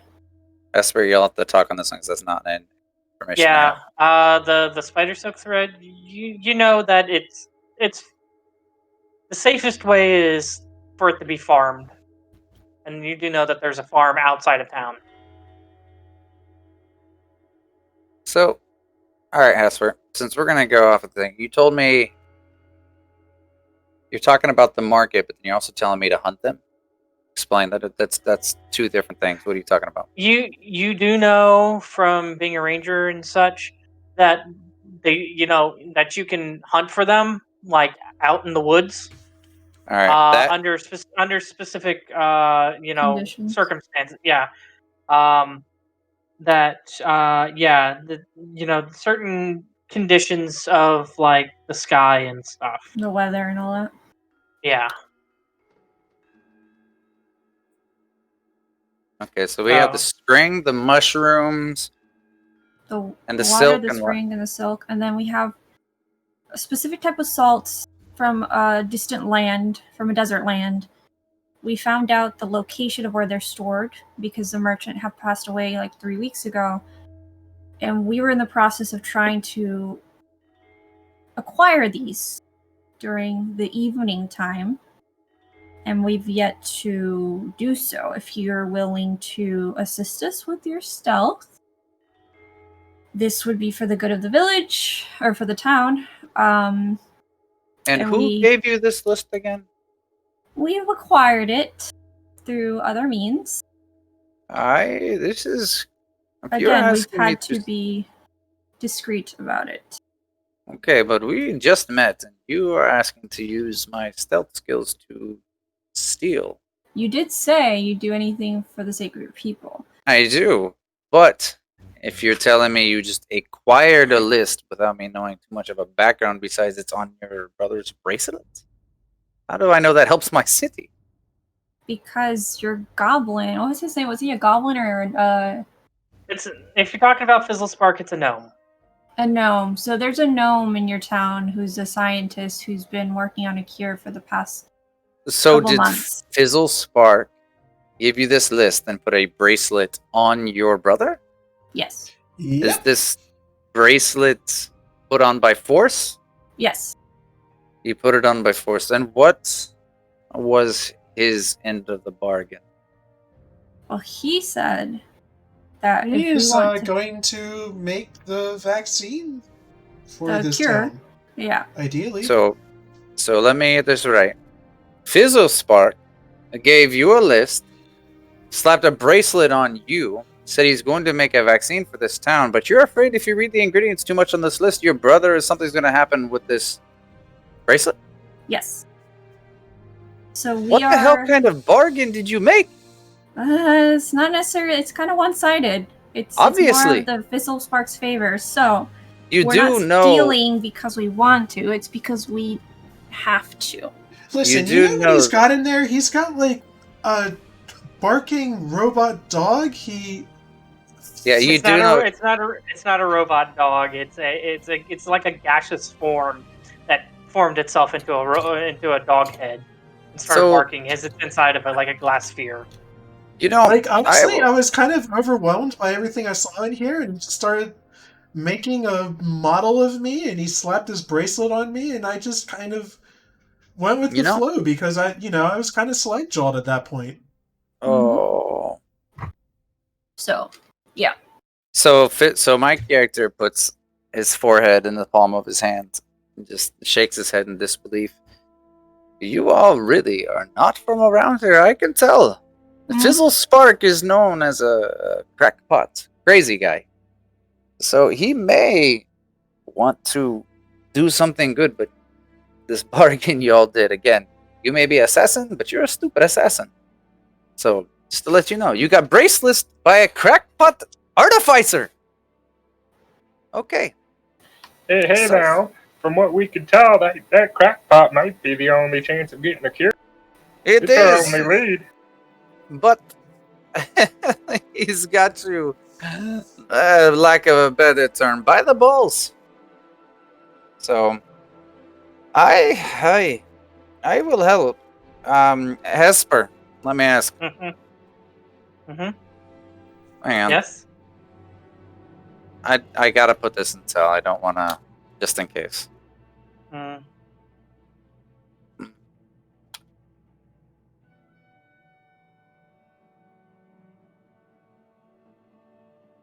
This secret message brought to you by. Yeah. Well, you know why.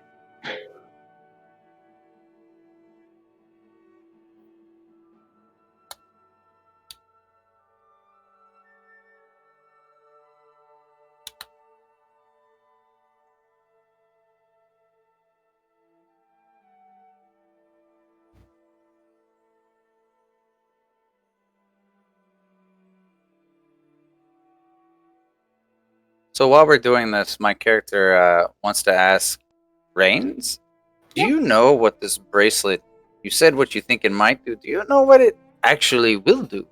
So right now what it does is, supposedly, according to my brother, it Lights glows up whenever yeah. we speak any of these ingredients aloud.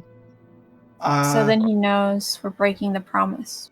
What promise? To get the items was the promise? So apparently this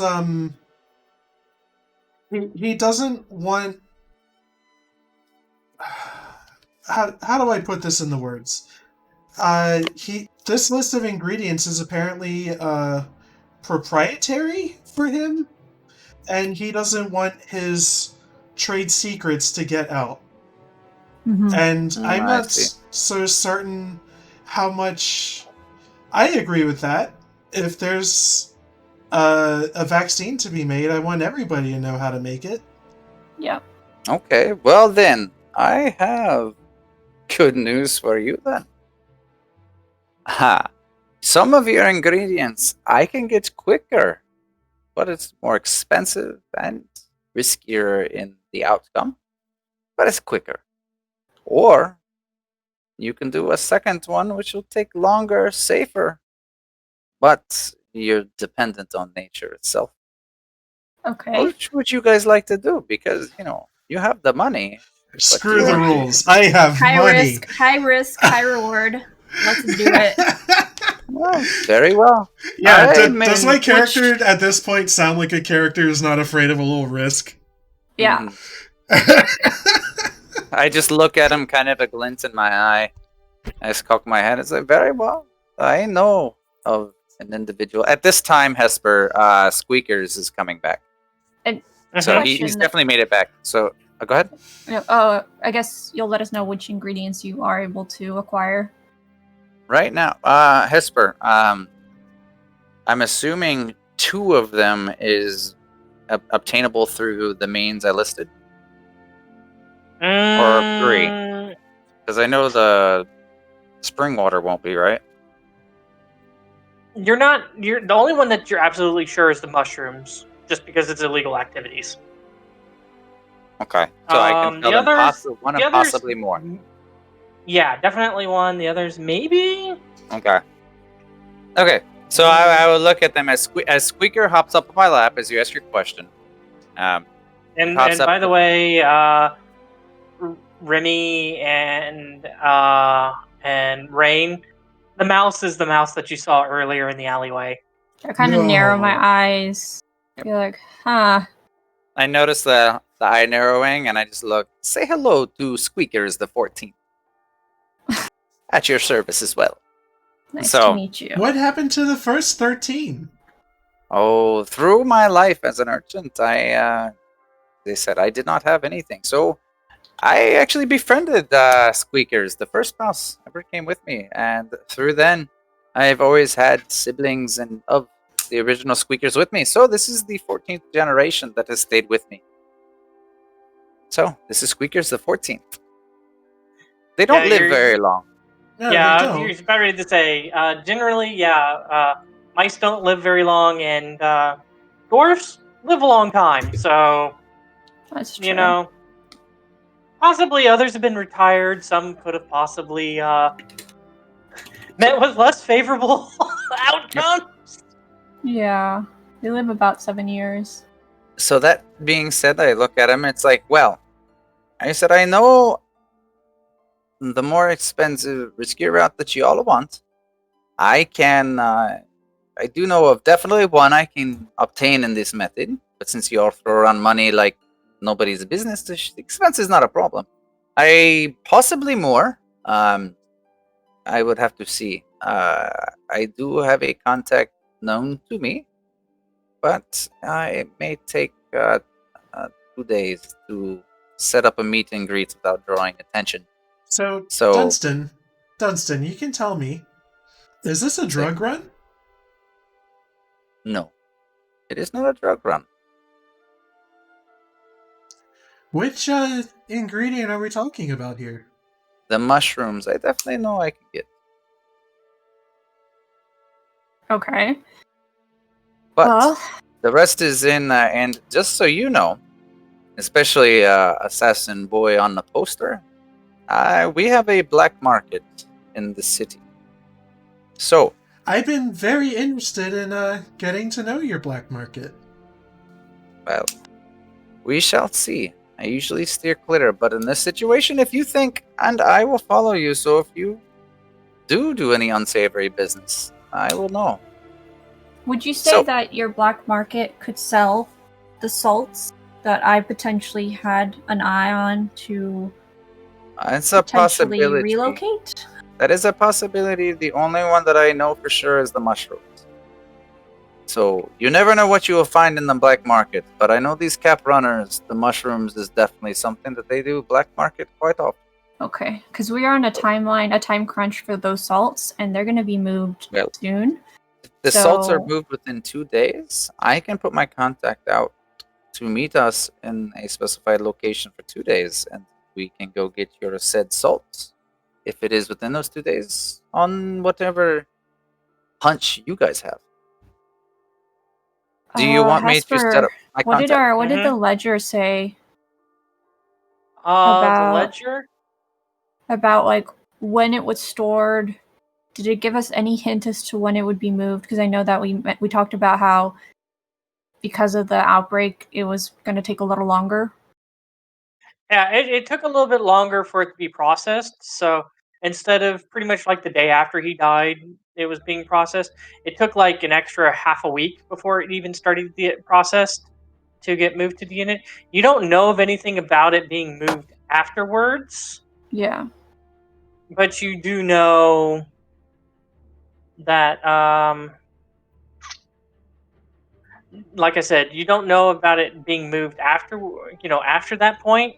Unsure about that. Ledger doesn't make any notes about that, but from what you know, that's when it was processed, was about a week and a half ago.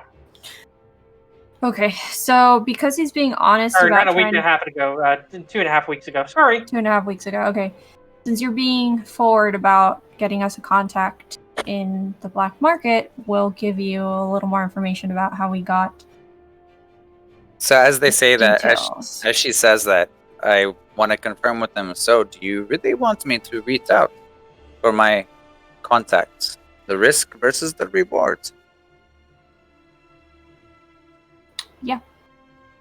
I whisper in Squeaker's ears, and he hops off. Are you casting your animal messenger? Yes. All right, go ahead and knock that spell off. Ooh. Is he presents if I remember right, animal messenger needs like a morsel of food. Yeah, morsel. So he gives Squeakers like a little bit of cheese. Squeaker's like, "Nom, nom, nom," as he's talking to Squeaker, and you just see Squeaker like hop off, squeeze underneath the door, and out he goes. Now, this extra detail, I held up my end of the bargain. What is yours? I'm gonna pull out the ledger that we borrowed from a drunken patron, and the keys as well. Okay. We were trying to figure out where this specific merchant that had posted an advertisement on the billboard talking about selling these sort of salts. When we traced back some information from a tavern, the Siren Song Tavern, we found out that there was a guard, well, a lower rank guard, in charge of processing the belongings of deceased merchants. Quick correction. It wasn't a guard. It was just like a court official. A court official. So we were able to borrow this ledger to try to figure out when the merchant possibly passed away and try to trace back to where the items were located. What is this merchant's name? Did we know the merchant's name? I don't believe No, so. you do not know the merchant's name. We Okay. don't. We were just tracing it back to the items. So I show him the ledger and I show him like the page where we found it, and it was processed about 2.5 weeks ago. Is that what you said? 2.5 weeks? Yeah, 2.5 weeks from the basic. Well, it's now an extra day, but when you originally had it 2.5 weeks ago. Yeah. So we were in the process of trying to pinpoint what possible buildings store these items and borrow them, relocate them, and none the wiser. Okay, so you said this is in the port district? Yeah. Well, I will let you know that there is no ships being allowed to set sail right now. Unless So this person passed away and his ship, the belongings were taken off the ship and they were going to be processed in town. Oh, Hesper, what I know of this for reasons. You're not very familiar with the customs and stuff of the dock. It's not your forte, per se. You're not like a dock master or anything like that. You do know that if somebody would have been here when the outbreak started, that they might have been detained, possibly, just out of logic. So that would be about the only thing that you could possibly think of that, why they would have been here in the first place. Okay. I'm gonna go with that. I think they might have been detained. That would be like a detained person that would have the information that we need. No, a merchant being detained here, and that would be why his goods would be here. And could have happened at the start of the outbreak, possibly, when they closed the port and they just weren't allowing people to leave. That's the best of your capability of logic, I would say there, Bubba. Okay. So I will say it's like I would use my artisan contacts and see what I can find out. But a person might be detained. That I might be able to get more information on that. Oh well, that person that was detained is 6 feet under, in ashes in the ocean, because he passed away. He's dead. He's been dead for 3 weeks. We've yet to see any other source that could give us an idea of what other merchants could be selling these salts. So our next best thing was to go to the storage and retrieve them, as they were in the custody of... Is he a baron? What was he again? A Jarl. A Jarl. Yeah, you're talking, Jarl Strawbolt. Yeah, as they were going to place those items and it's under not the so much Jarls. it's not so much in his custody as so much as that it is just in the custody of the city until either a relative or possibly an ambassador or something like that come to take it, or an equivalent exchange of price of product. Thanks for the Jarl's name, by the way. I was skimming through our episodes, trying to find it because I knew he gave out his name and I couldn't find it. Thank you. Yep. Yeah, and then I think we were in the process of trying to figure out by the time we wait for any exchange or something, it may be too late. So you're trying to speed up the process and try to find the item as soon as we could, without knowing that we had other connections, because our one connection that we thought we knew is potentially dead, the glinting blade. So we were trying to figure out other other methods of trying to get these items without trying to not stir the guards' attention, but that failed miserably. Oops. That's all right. We got a pass out of it though, so we have permission to enter the mines out of that situation though. So we're trying our best. Okay. Hey Hesper, do you see my? Yeah, I got it. Okay. So again, I will put up my contacts to see if I can find anything about this individual. Other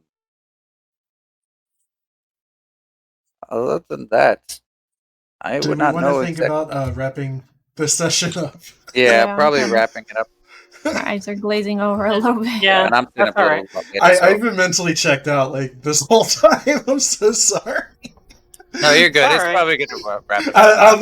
I'll watch the tapes later. Yeah, that's alright. Yeah, we'll wrap it up here pretty soon. Yeah, I'm done too. This has been really fun as far as so. Yeah. Poor I Lani. would say With I would say multiple at this bumps on your yeah, head. and eventually Roux comes to consciousness during this. Very hungover, very much a headache.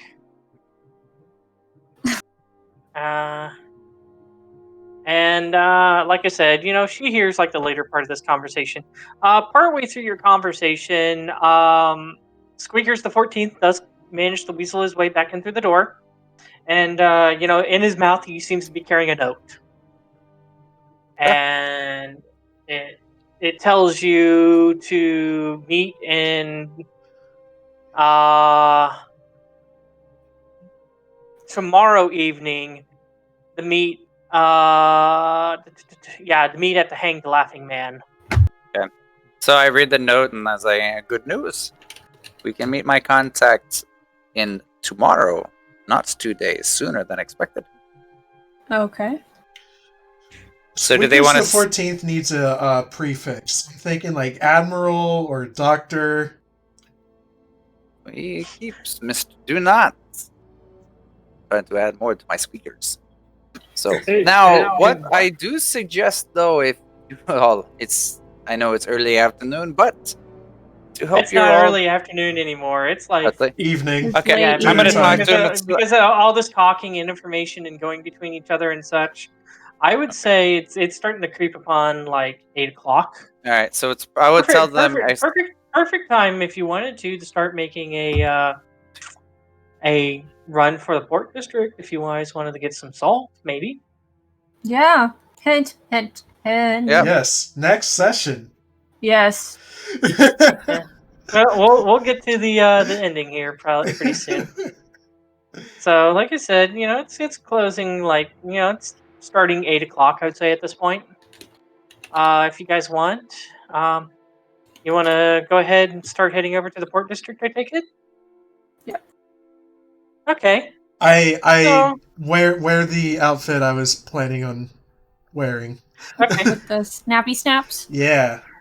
Ryan changes his clothes. He puts on his ninja garb and then puts on his wrestler ripaway costume Hell above yeah. it. As you guys make your way out of Snow Tier Inn and start making your way to the port district, I'd say probably about 10 minutes into your walk. Run in with Dunsen. It'll probably take you about 30 minutes to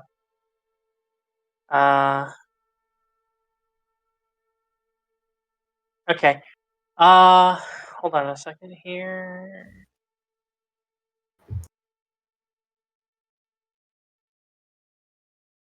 Yeah.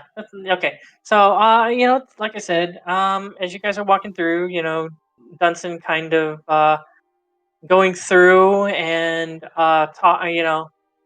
it seems like occasionally he puts his hand up, kind of scratches his beard, kind of for directions and stuff, trying to figure out the best way to get to the port district. Like I said, with him, it'd probably take instead of like in 45 minutes or so, it'd probably take you guys probably like 30 minutes to get down there, 25, something like that. Anyways, 10 minutes into your walk, you guys are going through streets and such, getting ready to try to get to a good spot to possibly set up for your infiltration. And let's see here. What's everybody's passive perception, by the way? Passive perception? Passive perception. Passive perception. What does that 17. mean? It is under your skills on the left side of your sheet. Oh, wait. Oh, wisdom, right? Oh, Passive wisdom perception? 17. 18. 17, 18, 20. Well, you're a little bit of a disadvantage here, Lani, because of a headache. So, Can I do Feugy? healing word on her so it can help with her headache? Healing I word's not don't going to have help with her any health headache. missing. It's just something she's just going to have to get over. She needs some of that hair of the dog word. Oh, I didn't black hear coffee yet. and Yeah. eggs. Okay, so 18 was Raine. Mhm. Okay, so it's very faint, but you kind of, you hear a noise.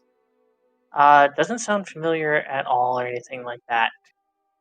And as you kind of stop and take a look around, you and your siblings kind of seem at odd, and Dunsen, it's just kind of like, okay, what's going on?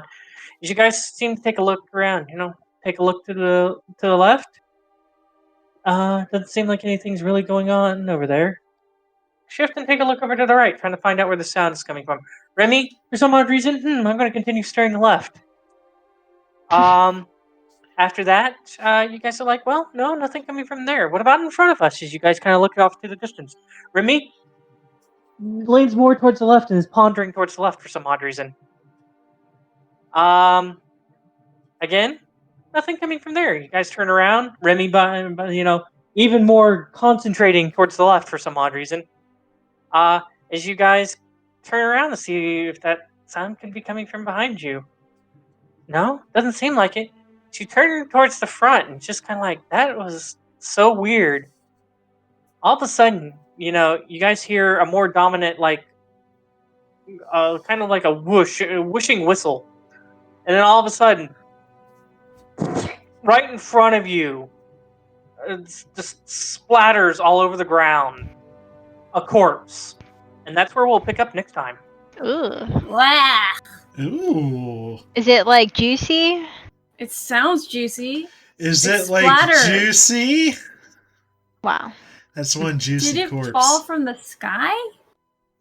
Clearly. It came from above somewhere. You don't know where, but yeah, just all of a sudden, this body just slams into the pavement and splatters blood.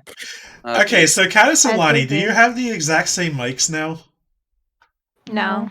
No? Okay. Because, oh boy, do you two sound similar now. Sorry.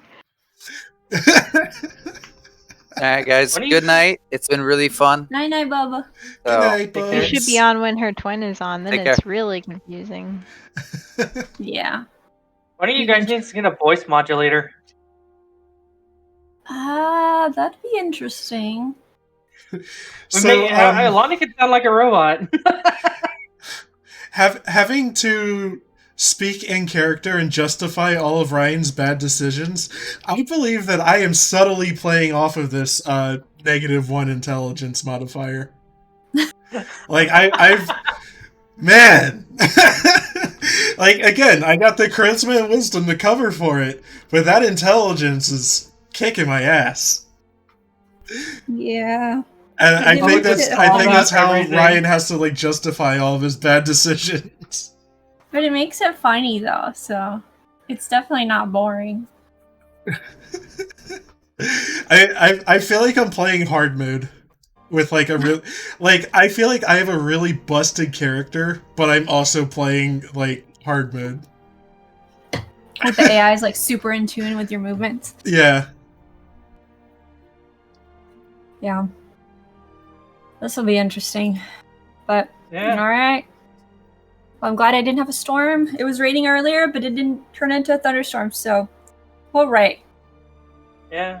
So, like I said, we'll pick up with this corpse that just splattered in front of you guys. So did it like fall from above? Well, As far as you guys can tell, yeah, it came from That's up that's somewhere. typically how bodies, flatter. appear. But I guess like where we were walking, could we still see the sky? Yeah, you could see the sky. Okay. But we couldn't distinguish what that sound was up until the body. It just sounded weird. Up until the it got a lot closer, and you heard kind of the rustle of the body as it entered terminal velocity and just collided with the pavement. It's so weird. It wasn't screaming or anything, by the way. So Unless it was already dead when it was falling. Did we either hear already any dead roaring? or unconscious. Huh? Did we hear any like wings flapping or roaring? Nope. You heard a weird sound that you haven't heard of before, and that you really couldn't pinpoint. But not anything discernible. Okay, well, next time we're gonna have to try to identify the body, or whatever we can of it. As if it's a human pancake. I'm thinking of Dredd. Did you guys ever watch the new Judge Dredd? I haven't seen not. any Dread. You need to watch it. I'll send you a link to the YouTube like trailer or whatever. You can rent it on Amazon. It's so good, but there's some human pancakes. Okay. Yeah. I've been doing a rewatch of Gotham recently, like the past week or so. Well, I've just been laying in bed depressed.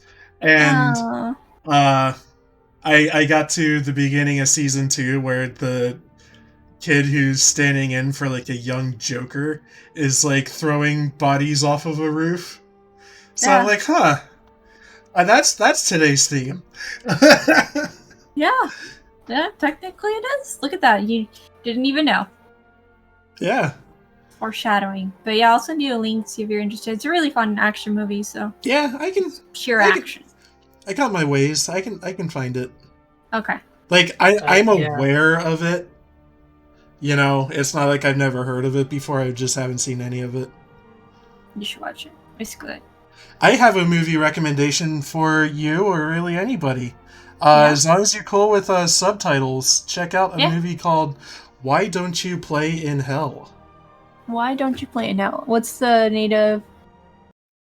Don't you play in hell? Is this Korean or Japanese? Japanese, I think. Why don't you play in hell? Alright, I'll look it up. Yeah. It's a movie about some young movie makers who get wrapped into this whole like Yakuza plot centered around a child star. And it's directed by a very famous horror director who did Suicide Circle, Noriko's Dinner Table, Strange Circus. Interesting. So up. what did you guys think about tonight's session, other than the beginning probably, I guess, being a little slow? Oh man, it was a little rough until Bubba's character showed up, like, for real. Yeah, I was just having to play off of what Bubba was wanting to do. I'm just like, okay, Bubba. Yeah, that was annoying. I'll just say that. Well, I mean, it also didn't help we were drunk and buzzed, and we made some bad choices at the beginning. But it was still funny. Yeah, I was just like, you know, if it only affects Ryan, like, he doesn't care. You know, he's used to, like, fame and what that brings, you know, but, like, the moment, like, they started messing with, you know, his sister, it's like a switch flipped, and I wanted to play that off. Yeah. Yeah, it was a good play. Yeah, possibly introduced an antagonist for you guys. Yeah. Well, an antagonist for me. I don't know if the rest of them, you know, really. Well, I take it as the Archmage is really my primary antagonist versus Bubba. Well, yeah, the Archmage is who I was talking about. Oh, you were talking about the Archmage? Yeah. Oh, okay, yeah. I was talking about the Archmage. Yeah. Yeah, Bubba, our new player character, primary antagonist. Yeah, well... I would argue I've been the primary antagonist. You have been for the whole town. Everyone's looking for you. Alright, I'm out of here.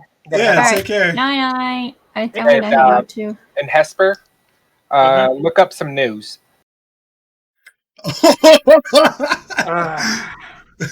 Go outside. You'll probably see smoke. I hear Florida's real bad. Yeah, it's crazy. Look up some news. Yeah. Later. Yeah, I'm gonna go to bed. I have to actually work tomorrow at the school and fucking test kids. Fucking hell. Oh.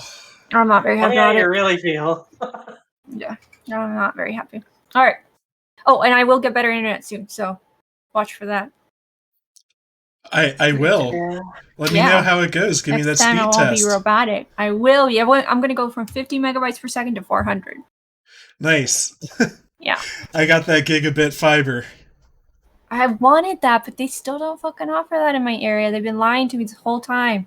They're like, oh, we're going to have it done. We're going to have it done. It's like 2 years later. No. So. Yeah. Yeah. I'm trying to think of what's going to happen here at the beginning of July because, like I said, I think my move out, the last possible date I have is like the 5th of July. Yeah, I think you probably, if you're going to make a decision, it's safer to go back to your home before they close the border again. Before they close what border? The state borders again. Oh, We're going to round 2 for the outbreak. Yeah, we'll just have to wait and see what happens. Coronavirus doesn't exist anymore. The news has moved on to the new topic.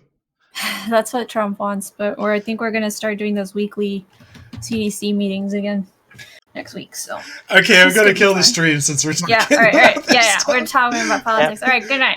Bye. Take care.